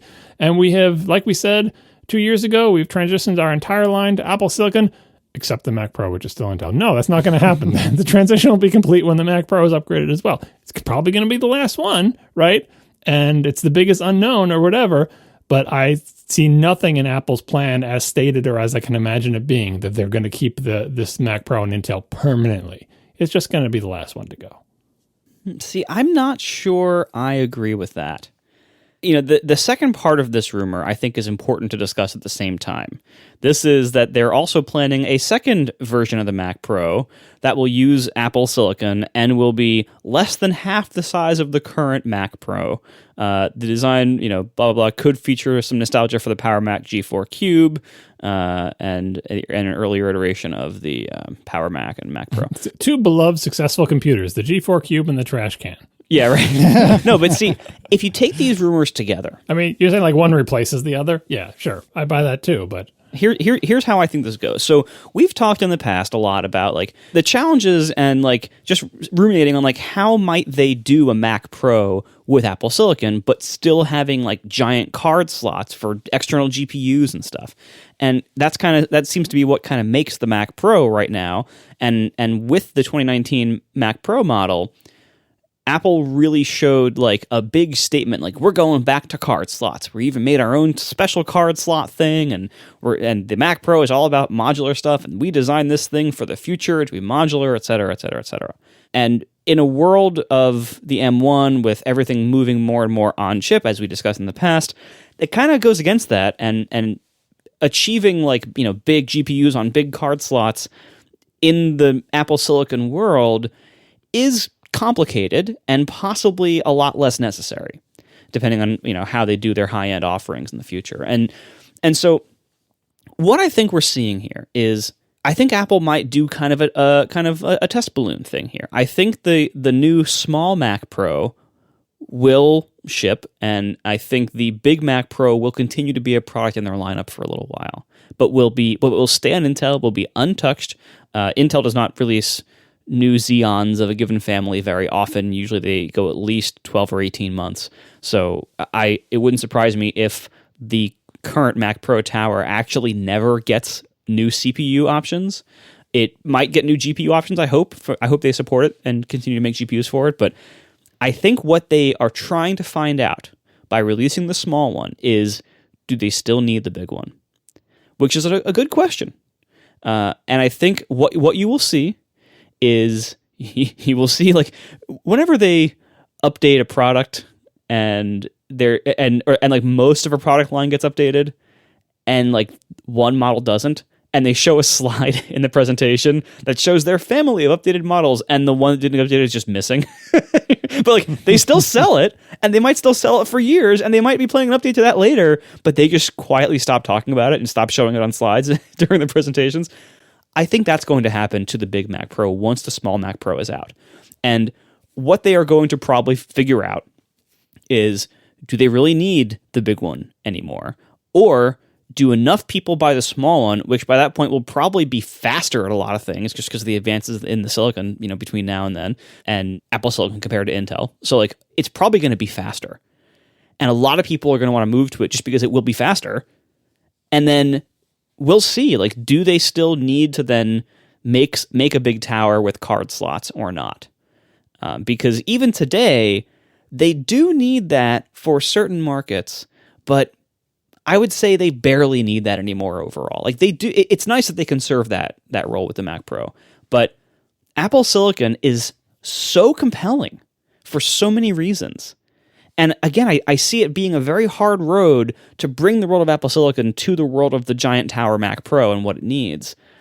That the mini Mac Pro, whatever that thing will be called, the Mac Pro Cube, that is probably going to be the better way to go for almost everyone who would have otherwise bought the tower. If they can figure out a way to just put a lot of RAM in it and put some really beefy GPU in it somehow, whether it's on a card and maybe it has one slot, or whether it's more likely like, on die or in package, like it's some giant GPU as we talked about before. I think that's probably the future of the Mac Pro. And I think that the 2019 Tower will most likely end up being a one-off, which is not what a lot of Mac Pro owners want to hear. But I think that's what's actually going to happen here. And I think the reason why we're hearing this like double rumor thing about a big Mac Pro and a little Mac Pro, I think that's what's really happening here is there is no more big Mac Pro, but they're going to keep selling it and possibly keep issuing GPU updates for it for a few more years. And yes, keep it on Intel because that's just a lot easier. And they can even say, our Pro customers still need Intel for a little while. Like they can say that because that's actually kind of true. A lot of Pro stuff is going to require Intel for a while longer. They can kind of market this in such a way where it doesn't sound like they're abandoning the Mac Pro so quickly. It sounds like they're keeping this one model on Intel to achieve the needs of the customers of that model while they use the rest of the product line to basically make that product irrelevant. But they would be replacing it then. Like this Mac Pro, Intel Mac Pro wouldn't continue on forever, years and years. It would just be there. Like no, not forever, but it might get like 2015 MacBook Air into a very long lifespan. Yeah, I feel like you are amply demonstrating exactly why Apple keeps trying to make these small computers and then realizing it's a mistake because it's so tempting. Do you really need all those slots? Do you really need all that expansion? Can't we just make you a smaller computer? Why do you need this big tower computer? How about a little Power Mac G4 or a trash can Mac Pro? Like it's so tempting to think that we can fit everything you need into a smaller package. And every time Apple has done that, it has proven to be a mistake. Sometimes it takes Apple a long time to figure out that it's a mistake, but it has been. The engineering wise, if they make the small one as you described, you've basically done all the engineering work to make the big one. The only difference is you just didn't put it in a bigger case because you figured out how to have external cards because you got a GPU on a card, whether it's an Apple GPU or an AMD GPU or whatever, right? You've got your fast processor that you're going to need, and you figured out how to have a bunch of RAM. The only thing you're missing is a big honking case that you can fit a bunch of cards in. And while lots of people don't need that case, some people do. I think of the rack mount Mac Pro, for crying out loud. Like the video of that guy with the thing. He was filling the card slots with these audio interface cards, right? And the whole point of them is they are physical connection ports for wires that leave his computer. It's not like there is any, like, oh, I can just put it in a little cube and you can have the same computation power. It's not computation power he's looking for. It's literally I/O. It's like a place in the back of my computer where I can plug in umpteen things. Every single slot was filled with one of those things. And the world outside of that computer, kind of like Casey's social circle, can't be changed. You can't just say, oh, well, we're not going to have a bunch of audio wires anymore. Like the job of the computer is to be the terminus for all of those audio wires that are not going away. So no, they can't use a smaller one. And you could say, well, Apple doesn't care about that market or whatever. This is exactly the story Apple tells themselves when they say, let's make the trash can. Even though it won't serve a bunch of market, it's fine. It'll be great for our core customers that we really care about. And that is exactly the opposite direction that they've gone in with the big tower computer. So I have to think that they're going to do the engineering effort to be able to make an ARM-based big tower like this. And even if they float the trial balloon of the smaller one, first of all, I wouldn't call that a trial balloon because I think there's a market for a smaller one too. I'd probably buy it. Right. Like that is a product with a market. Another product we've been talking about for years, whether we call it the X Max or whatever, a smaller, less expensive, less humongous tower for people who don't need the slots is definitely a product. But Apple right now seems very committed to the idea of serving the market that does need that big, stupid box. Which is not me, by the way. If they made a smaller one with a card in it, like I'd so long given up on the idea of an X Max, which is like a configurable small Mac with a fast CPU and a fast GPU and a lot of RAM. I've just, forget it. They're never going to make that. Or when they do, it's going to be super weird like the Cube, right? If they make that, I will buy it. I don't even need this big tower. But Apple of today seems very committed to continuing to serve the customer base that wants that big honking tower. The only thing that would modify my opinion of this is how are the Mac Pros selling? Are they 1% of the sales that Apple thought they would be? Apple never tells us this, and you can't sort of, back solve it from their earnings because they don't break things out very well. And even in the best case scenario, the Mac Pro would be like a blip on a blip, right? So you're not going to be able to pull that out. But from all their external talk, they seem very committed to serving the market that actually wants a computer this big. So my hopeful version of this is Apple has also finally realized that, hey, there's a market for people who want most of that stuff, but way, way, way smaller, right? But most of the same stuff. It's a desktop computer. It's not a mini. It's got, it's a like a mini tower, whatever you want to call it. That market definitely exists, and I wish they would serve it. But I don't think Apple's ready to give up on this market. And if they are, the little one will replace the big one, and they will once again abandon that market, which will make that guy with his 1,000 audio interfaces super sad, right? But hey, I mean, the timelines we're talking about, again, is I feel like even the small Mac Pro-ish thing, that's like one of the last ARM-based Macs that they're going to come out with, right? At that point, when that comes out, I feel like that's the point to sort of, I don't know, you can't, if you're going to use it as a trial balloon, you can't commit at that point to canning the old one and, just keeping it around to serve old customers for a little while. Because remember, they kept the trash can around a long time after we all knew it was dead anyway, right? Like, they kept selling that because, hey, some people need a trash can. And by the way, no, we won't reduce the price because we know you've got you over a barrel. If you're buying this computer now, you have no choice. They sold it for so long, even though we knew when the Mac Pro was now, even though we knew that other Macs were better than it. If you need one of those things, you need it, right? So I can see a fate like that for the Mac Pro. It all depends on whether Apple wants to continue to serve the market that needs a computer this darn big. So I can't get a read on that from the inside, but I have some faith that there's nothing that particular Apple needs to do to continue to serve it, because everything that's in this little Mac Pro is exactly what you need for the big Mac Pro. Just add air. Well, but only if they're going through the trouble of compatibility with card buses and card slots, but they're going to have to for the small one. Maybe or maybe not. Maybe it'll just be like there will be a GPU module in it, and maybe they have their own custom bus to it, and it's like an Apple Silicon GPU. They're not going to invest in a custom. They're not going to invest in a custom bus for a computer that's going to sell that little. It's PCI. Like it'll have maybe one or two slots, but there's no point in them reinventing the slot. Like, it already exists.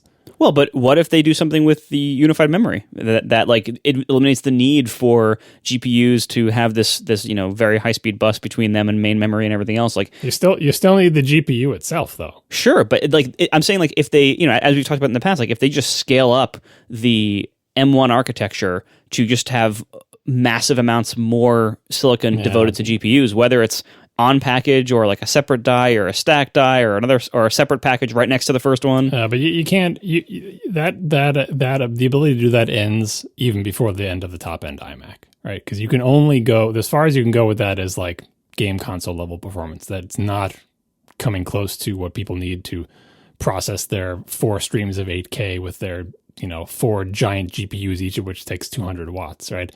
And that's today's tech, right? So yeah. Again, like, you can abandon the market for the guy who wants to fill every single one of the 12 slots with audio interfaces.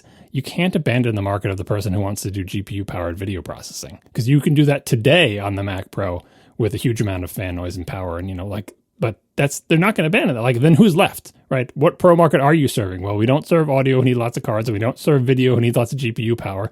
You've just basically made a much faster Mac Mini.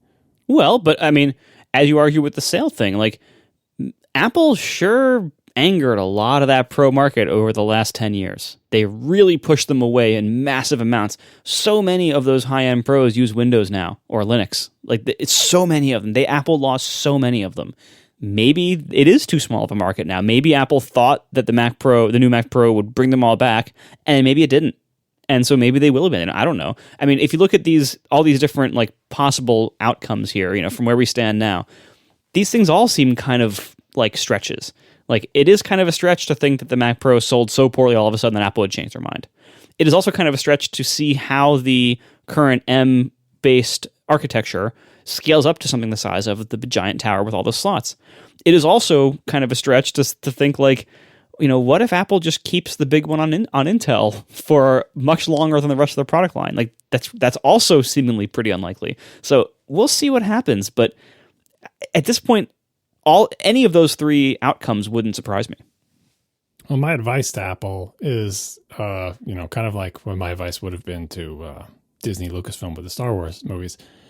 If you're going to make a turn like they did and have the big Mac roundtable and say, we've heard you, we're going to make a pro computer and it's going to be modular, and no, we're not kidding, and here it is, and it's everything you dreamed it would be, and it goes over like a lead balloon for the reasons you said, Marco, because, hey, guess what? You just spent the last 10 years totally neglecting these customers and they've all switched to a different platform.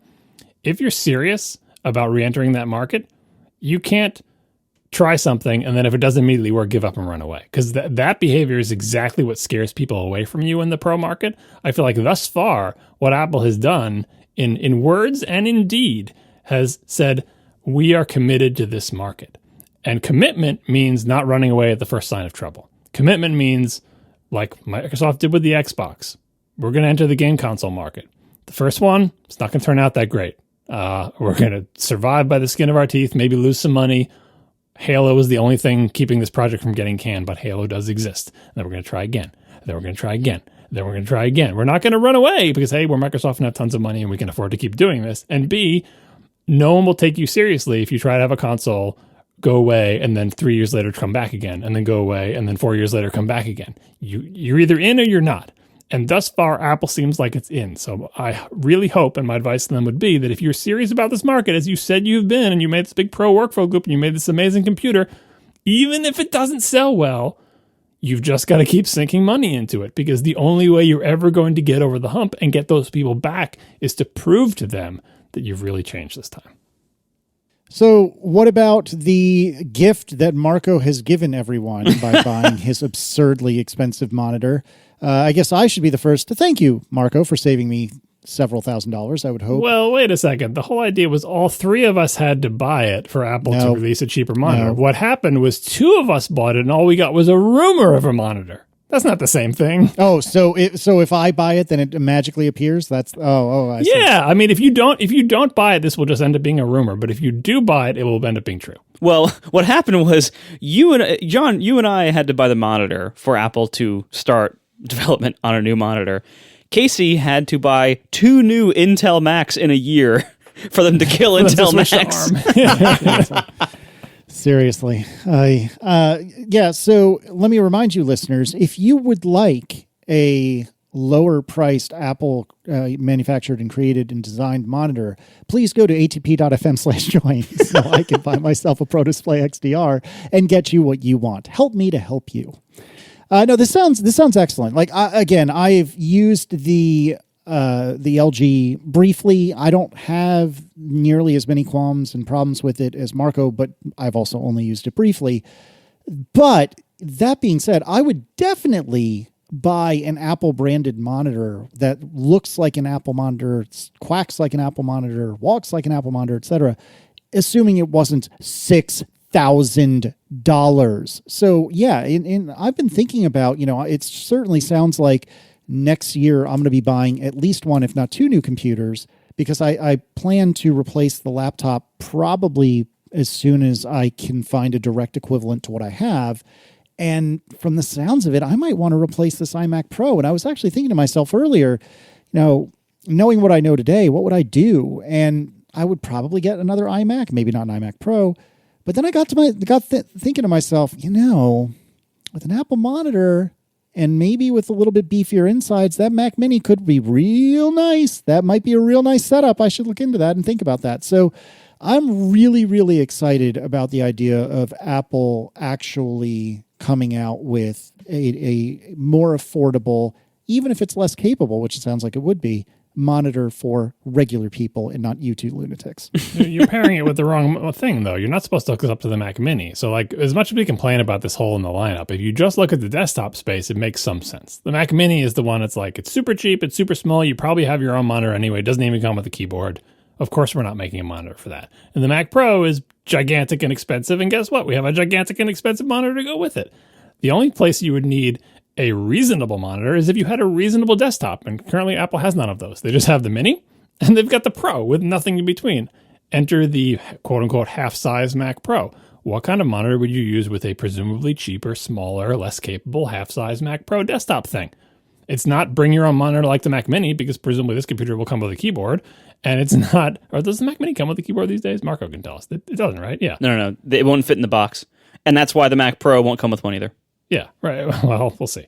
And the big Mac Pro goes with the big monitor. So once you make the medium one, you need a medium monitor. Now this ignores laptops, which is like, well, what external monitor am I supposed to hook my laptops up to? And maybe Apple has been thinking you'll just buy a crappy Dell or something, which is why we've been yelling for ages, just make a 5K monitor that's Apple branded. And anyway, rumors of doing that. This I feel like is a no-brainer for all the reasons we've talked about before. And also, especially at this point, I have to think that no matter how few of them they sell, they'll make money on every single one. Like the way Apple prices its monitors and the cost of a reasonable non-HDR 5K Retina panel, they're making plenty of money on those monitors. It's not like they're losing money on this product. It's, I don't know. It's like it's hard to argue for a product inside Apple if it's not going to make you a $1 billion, but just make the monitor. Like, we don't want to get into this again, but the same reason we talk about them making USB hubs or Wi-Fi things or whatever. Just make it so people who want to give you money and have a big match set up and spend too much on their stuff can do so, because those people exist and you can make money from them, and that's good for business. Yeah, and this will solve such a weird hole in the lineup. Again, it's like they're righting old wrongs, and it takes them a long time to do it sometimes, but they're righting old wrongs here. This hole in the lineup is big. Well, assuming everything we've read is going to be true, I know we're slipping into this easily of saying these are all the things that we're talking about. What we just read is a litany of rumors that say everything that we wanted ever to happen, which is why we should be so suspicious of it, of saying, true. Are you just telling me what I want to hear?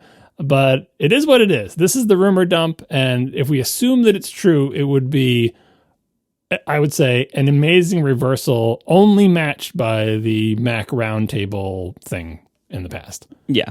And you kind of downplayed the laptop market for this, but I think that's the biggest part. Like, I think by far the biggest market for this kind of monitor is people who buy MacBook Pros and who dock them at work. Like, that's... Do you remember the Apple's last monitor they made, pre-Retina? It had a little pigtail, rat tail thing that had a MagSafe connector to go into the laptop, of saying, like, the only reason you would ever buy this... I have the monitor at work and I connect it to my tower computer, and then I have the stupid MagSafe thing just dangling because the monitor is saying, I'm not supposed to be connected to a desktop. What are you doing? No one buys desktops. I'm a laptop monitor. Yeah, so like I think that alone, that's enough of a market that they could easily sell their like $2,000 27-inch 5K monitor, and that would be great. And again, like if that product existed today, I would have bought that instead of this giant thing. That being said, I do like this giant thing a lot after the week of using it. But anyway, you'll never be able to go to a smaller monitor. It's a problem. No, development is like actually doing like iOS development on this is glorious. Oh my God, I have so much space. Anyway, but like I do want to pour a little bit of water on this rumor though. As you said, these are just rumors. This rumor is from Mark Gurman, and he does not have as strong of a track record as Ming-Chi Kuo when it comes to hardware and display rumors, especially recently. And so I wouldn't give this a ton of credibility of it being a sure thing. And also, the way it's worded, Apple has started early development. That, to me, means if this thing's going to come out, it's not going to come out for like 2 years at least. So that I wouldn't get your hopes up of this thing being anytime soon if it's real at all. Yeah, I think that's fair. It just seems like such an obvious thing to do, though. In the same way that I'm scoffing about getting rid of the touch bar and I'm scoffing at the return of MagSafe, as you guys said, it's such an obvious hole. Like, why wouldn't they fill this? We all lament the loss of, the airport base stations, but I don't feel like that's an obvious hole for Apple to fill. This is such an obvious thing that there's money there for the taking. Like, why wouldn't you take it?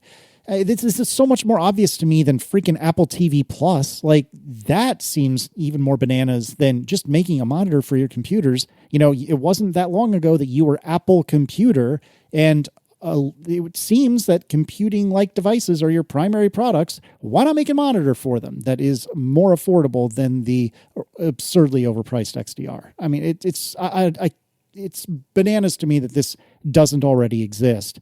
And it is a little depressing to think about.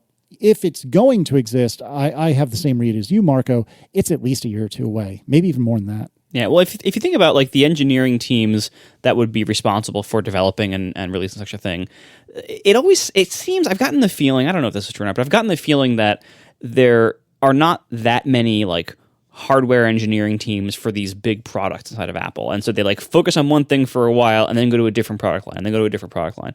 And if you think about like what does the Apple display team have on their plate recently? Well, they just did the XDR pretty recently. So like that was probably a big ordeal. Like, you know, the high end or desktop display engineering team. That's a big thing. Okay. So they got that done, shipped. Now they're also going into all these mini LED screens, allegedly, like over the next year or two, going into iPads and MacBook Pros and everything else. So that's going to be a whole thing they have to engineer. They have new iMacs coming out probably in the next 6 months. That was a whole new display with whole new engineering and everything like that, probably. But that's the display they would use in this monitor, though. Like, what we're always asking for is just give me an iMac without the iMac. So if they have to do all that engineering for the iMac, if you just rip out the iMac from the iMac, you've got your display, at least the display part of it, right? Yeah, right. But that would actually probably explain why they would kind of just be starting now. Or like recently, they would have recently been starting on this product because they have probably only recently finished the iMac. And so now they can start on like, all right, take what we have here, whatever assets we have here, whatever parts we can share, and design a standalone monitor that is like that uses those parts. You know, that's so. There actually is a significant reason why they might have had to wait until recently to start developing this, and then it's only a question of how long does it take them to develop a monitor. And again, Apple's not fast about this kind of stuff, so that's why I'm thinking like I wouldn't get your hopes up for it coming out in the next year.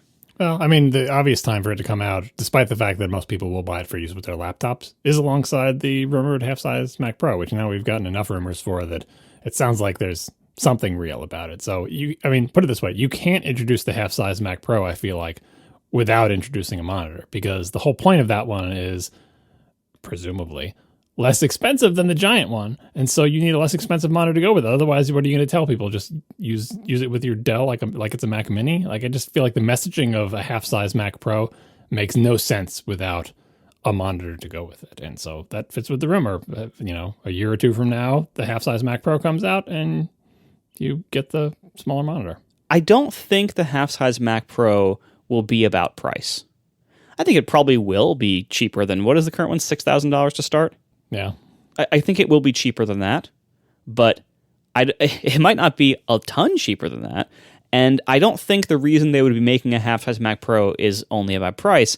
I think the reason they're making a half-size Mac Pro is that's the Apple Silicon Mac Pro. It might be a little bit cheaper, it might be a lot cheaper, who knows, but that's not why they're doing it. So I think the marketing message could be totally consistent in saying, here is the new Mac Pro based on Apple Silicon. It's this cool new, smaller size, and you can pair it with our wonderful Pro Display XDR. Watch, I bet that'll happen because I bet this new monitor won't be ready yet. Yeah, I mean it's possible. Like honestly, the timelines are so difficult to figure out because, especially like you're saying, it's like a serial thing where the same team that's doing the iMac finishes the iMac and then proceeds to the next project. I feel like they have enough teams those are two separate groups, right? Maybe. I honestly don't know how the hardware org works, but if this is a real product and not just a fantasy rumor like any of these things, timing counts for product introductions, and there are a bunch of obvious timings for a product like this to come out. And if it's real at all, pick one of them. Either it's got to come out with all the revised laptops, you can say, and look, you can connect these laptops to this beautiful new Apple display. Again, remember the pigtail thing, that's the whole big pitch. Or it comes out with the new half-size Mac Pro. Or it doesn't come out at all, which is the other option. Which is just like, no, we have one giant monitor and that's it. And dude, you're getting a Dell. Sorry, these are ancient references. And we're done. Thanks to our sponsors this week, Squarespace, Mack Weldon, and Linode. And we will talk to you. Oh, and you can join. You can become a member and make Casey buy the giant monitor. That's right. At atp.fm/join. And we'll talk to you next week. Now the show is over. They didn't even mean to begin, 'cause it was accidental. Oh, it was accidental. John didn't do any research. Marco and Casey wouldn't let him, 'cause it was accidental. Oh, it was accidental. And you can find the show notes at atp.fm. And if you're into Twitter, you can follow them at EYLISS, so that's Casey List, MARCOARMENT, Marco Arment, SIRAC, USA, Syracuse, it's accidental. They didn't mean to, accidental. Tech podcast so long. It has occurred to me the kind of oddity that I use currently Apple's smallest phone, their smallest watch, their smallest laptop, and the biggest goddamn display they've ever made. And they don't even make a keyboard that's big enough for you. No.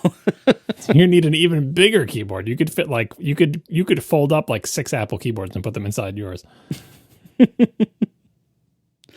I gotta say, it's kind of nice. Like, in many ways, the small products are better. They're easier to hold, they're lighter. In many cases, they're cheaper. In many ways, like, all these small products are really nice. I love my 40mm Apple Watch. I love my iPhone 12 mini.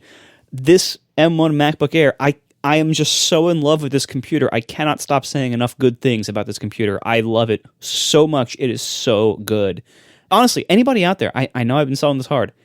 If you don't have an M1 based Mac yet, and you're looking at the models and you want one, go for the Air. They're all good, but the Air is really special in ways that the other two aren't quite as special. Go for the Air. You will not regret it. Oh man, it's such a great computer. Speaking of that, my kids are complaining now that they're going into school part-time, or soon to be going into school part-time, which is another cluster. But anyway, that if they go into school, they have Chromebooks they can use issued by the school, but they hate the Chromebooks and they want to use the laptops that they use at home. And we've got an M1 MacBook Air and we've got a non-M1 MacBook Air, the previous model, right?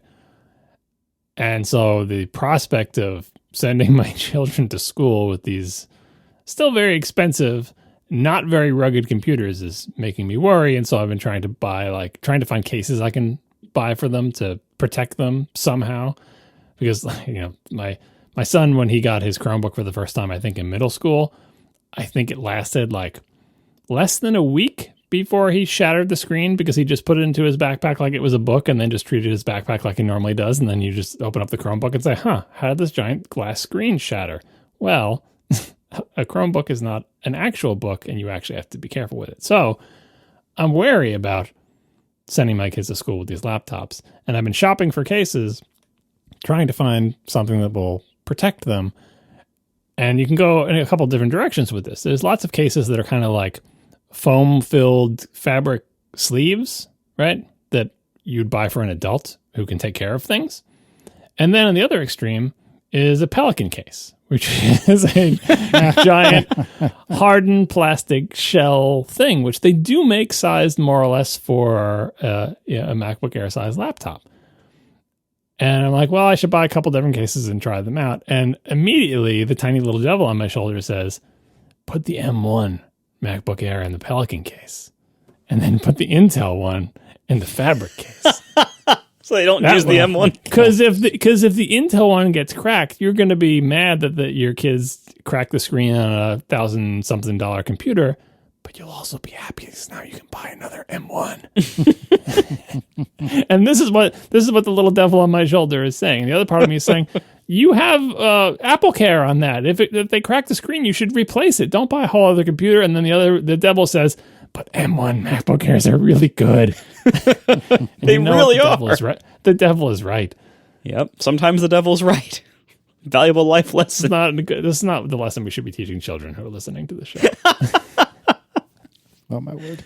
Honestly, it's so good. The more I use it, the more I love it. It's so good. I kind of want one. I don't want one, but I kind of want one. Look at it this way, Casey. You were so happy for years on the stupid MacBook 12-inch with all of its problems and shortcomings. Garbage compared to the computer. Whatever you're holding out, so true. total garbage. Whatever you're holding out for at the higher end of the spec range, you were fine without it for a long time. The MacBook Air is so good. and is out now and is in some ways better than the high spec ones. This is why, like, Casey's holding out for the one with MagSafe and an SD card slot. Yeah, that's whatever the hell fantasy computer this is. Of the three of us, I'm the one who wanted the SD card slot the most. No, well, I don't necessarily know that any of that stuff would come to the Air.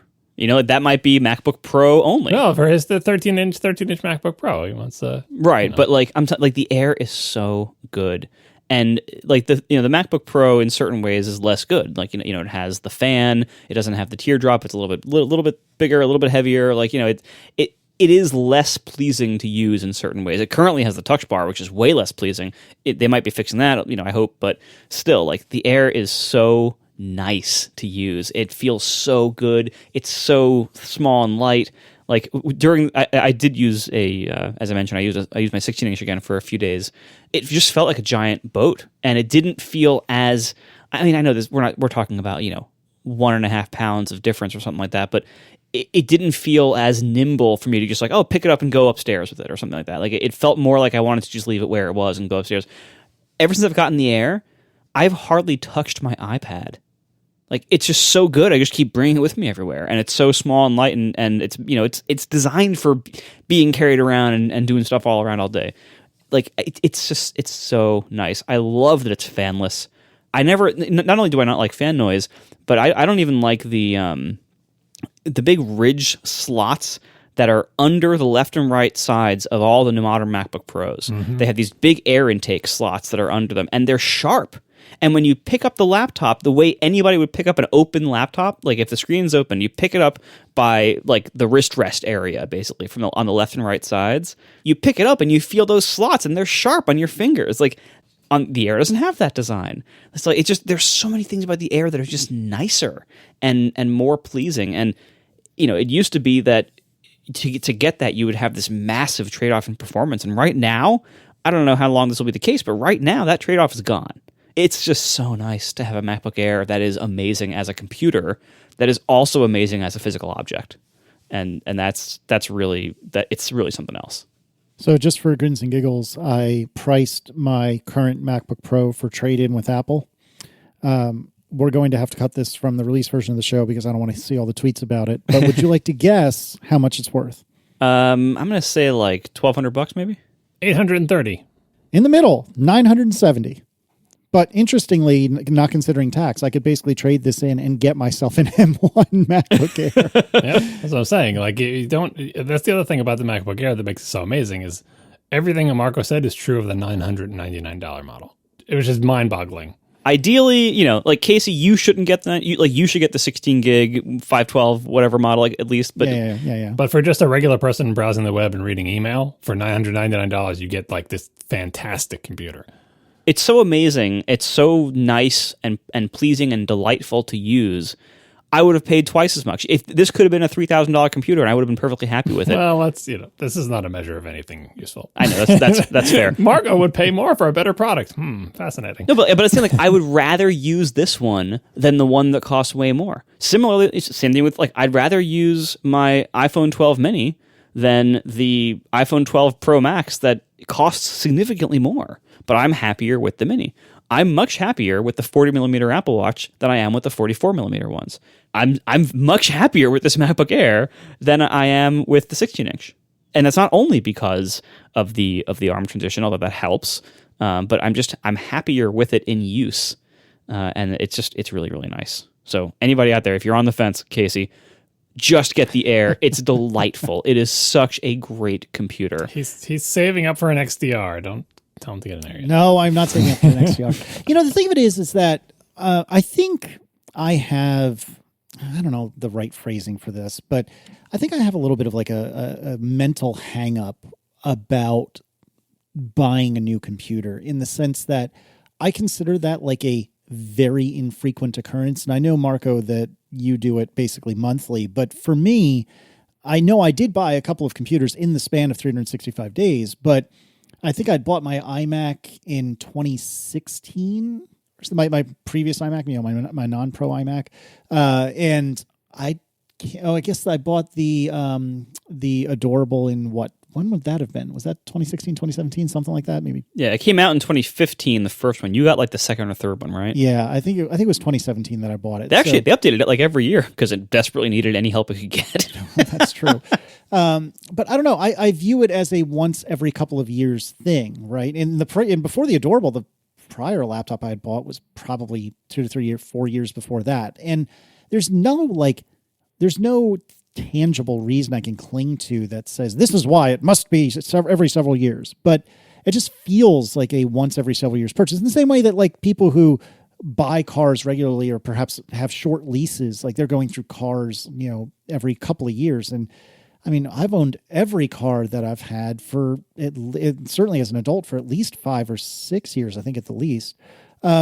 And so, yeah, I have this hang up about just, trading in this computer or trying to sell it online and getting something new, especially in no small part because I really honestly don't want a MacBook Air. And I totally agree with everything that both of you guys are saying.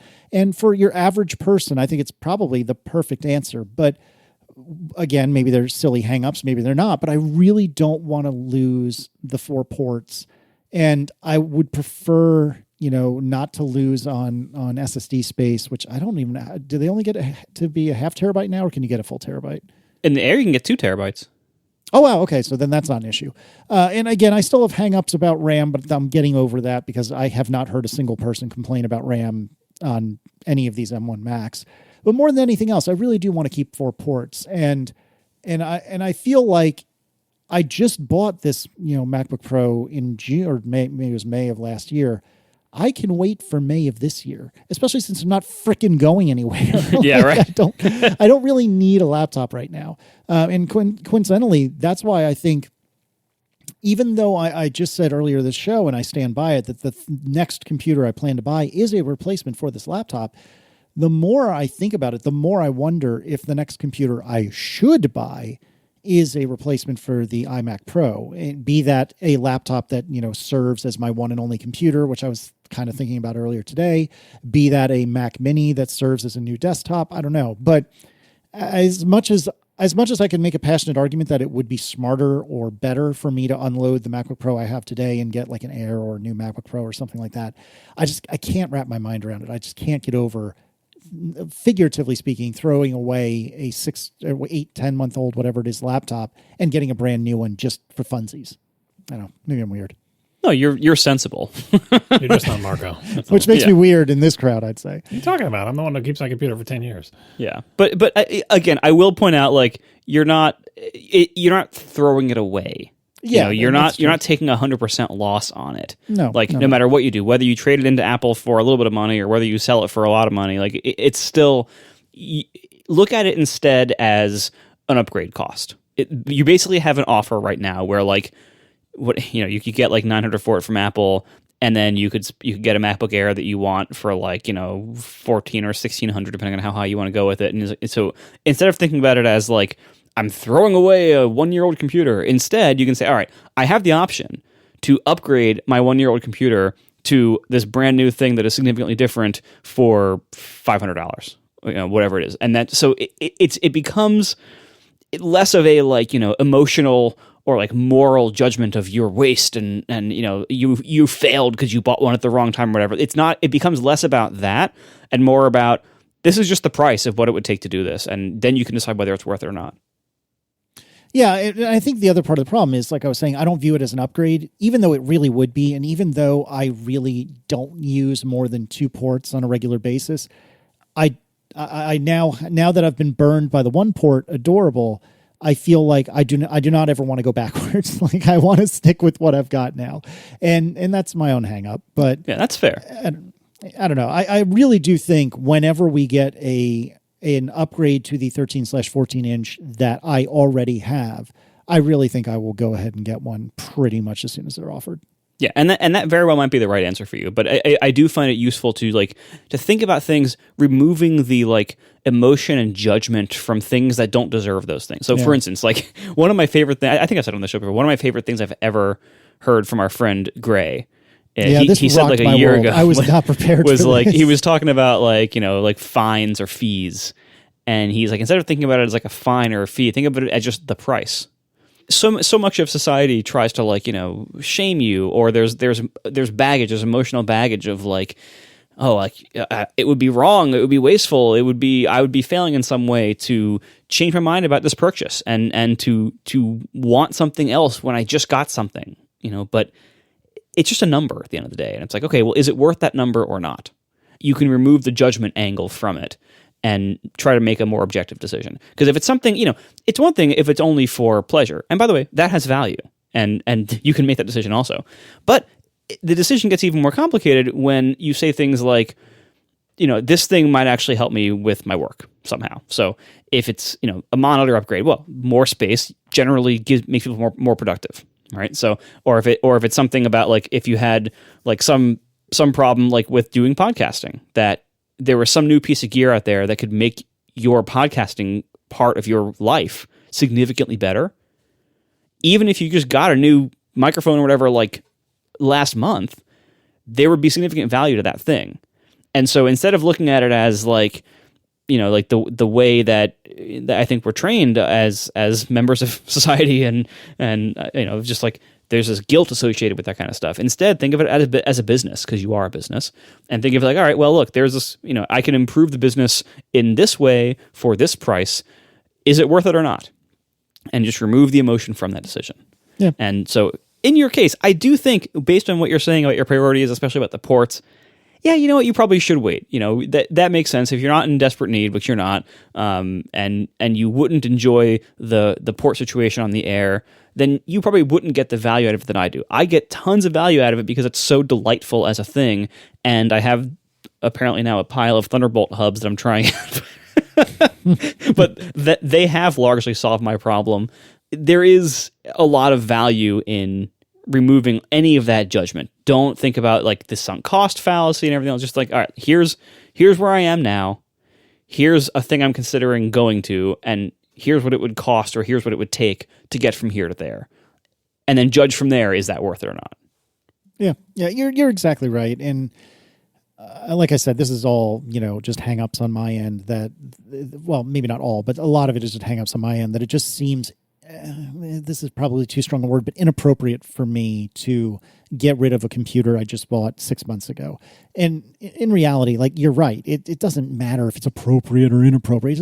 It's a business transaction, especially since this was bought by the business. So it's literally a business transaction. But yeah, it's a hang up that I have. And I think it's also a little bit self-defense, because my natural inclination is to love and want all the toys. I love toys. I love things. I want all the things. There's so many things, like tangible things that I want, that I have been trying to find a reason to spend money on that I haven't. Like a silly example is I really want one of the, what is the DJI, Mavic Mini, one of the drones that's like just barely under the FAA's regulation for weight, so that you don't really, so you don't have to like worry about registering it, or I think, check me on this. For the love of God, check me on this. It's 249 grams, so it's right, below the 250 gram minimum for registration. Exactly. So like, I really, really want one. And now, as of like a few months ago, they finally have a 4K camera, because they didn't in the past, which made it easy to justify, well, I can't get that one. It doesn't have a 4K camera. I don't want to spend, $1,500, whatever it is, for the real ones. And I don't want to have to carry it around because they're physically quite large. But now I have no reason not to buy one, other than that I'm trying to resist. And my natural inclination is to just buy all the things. And I've learned over the years, especially during a time when I had very, very, very little disposable income, I've learned to like resist that and not allow myself that indulgence, because I think for me personally, it's a very slippery slope. And if I buy myself a drone, the next thing you know, I have like an XDR sitting on my desk, and so I've been trying, I try very hard to resist doing things that I feel like are at least somewhat indulgent, even though, again, I'm not arguing with what you said. Like one could make an argument that this is an improvement for my business, which is an improvement on my ability to put food on the table. It's a hang up of mine that I don't really want to lose. And now we're getting into like analog territory, but it's like, I feel like my natural inclination is to spend like it's going out of style. But if I resist that and I resist it effectively enough, could one, nicely or gracefully describe me as frugal? Do I end up being outwardly frugal, even though internally all I want to do is spend money? Similarly, like I think of myself as a deeply selfish jerk, but if I try extremely hard not to actually act that way, am I a deeply selfish jerk? And this is something I've wrestled with for probably 15 years, because I do think my natural inclination, as with most people, but especially for me, is to be a selfish jerk. And I try extremely, extremely hard not to act like that. And then, the question becomes, even if it's not innate, am I a selfish jerk or not if I'm not often expressing selfishness and jerkiness? Well, and like so many things, it's a balance you need to find. Like, yeah. Either extreme in any of these things is bad, right? And it's very easy to fall into an unbalanced, state of a lot of these things. Yeah. And in either direction, it's bad. Like if you try so hard to not appear like a jerk that you are constantly like self-deprecating and everything, that actually is super annoying. Yeah. And so you can actually get like many times, or like, if you deny yourself things that would make you very happy too much, then you go through life not being very happy and unnecessary and needlessly denying yourself of things that could make your life better, But at the same time, if you overindulge or if you're overly jerky, those are also bad. So it's very hard to find these balances. Many people never do, but it is important to recognize that you need to make sure that you are seeking that balance, not just one extreme or the other, because neither extreme is good for you or the world around you. Yeah. And I mean, we've somehow have ended up on the proverbial couch, which wasn't my intention for the end of this episode. That's right. This is your tech purchases podcast, and this is about feelings about tech purchases. Yeah, there you go. It doesn't belong on your feelings podcast. It belongs in your tech purchases podcast. Yeah, that's it. I don't know. It's something I do think about quite a lot. Is trying to offset what I think of as some of the crummier sides of my personality in order to not end up that way, to try to offset my innate jerkiness and not end up an actual jerk. But you're exactly right. And especially, self-deprecating is like my forte, right? So that is a defense mechanism that I have and many other people have, so as to not sound exceedingly confident to the point of it being aggravating or exceedingly jerky. It's something that I often sway too far in the other direction. And like you said, everything in life really is a balancing act. So, well, on your tech purchase stuff, what it sounds like to me? Oh gosh, you need a budget. No, yeah, there it is. Ding, ding, ding. Hey, you need a budget. Then you don't have to worry about it because the budget will tell you what you can buy. Yab nab. Yep. That's what it is. Not a cult.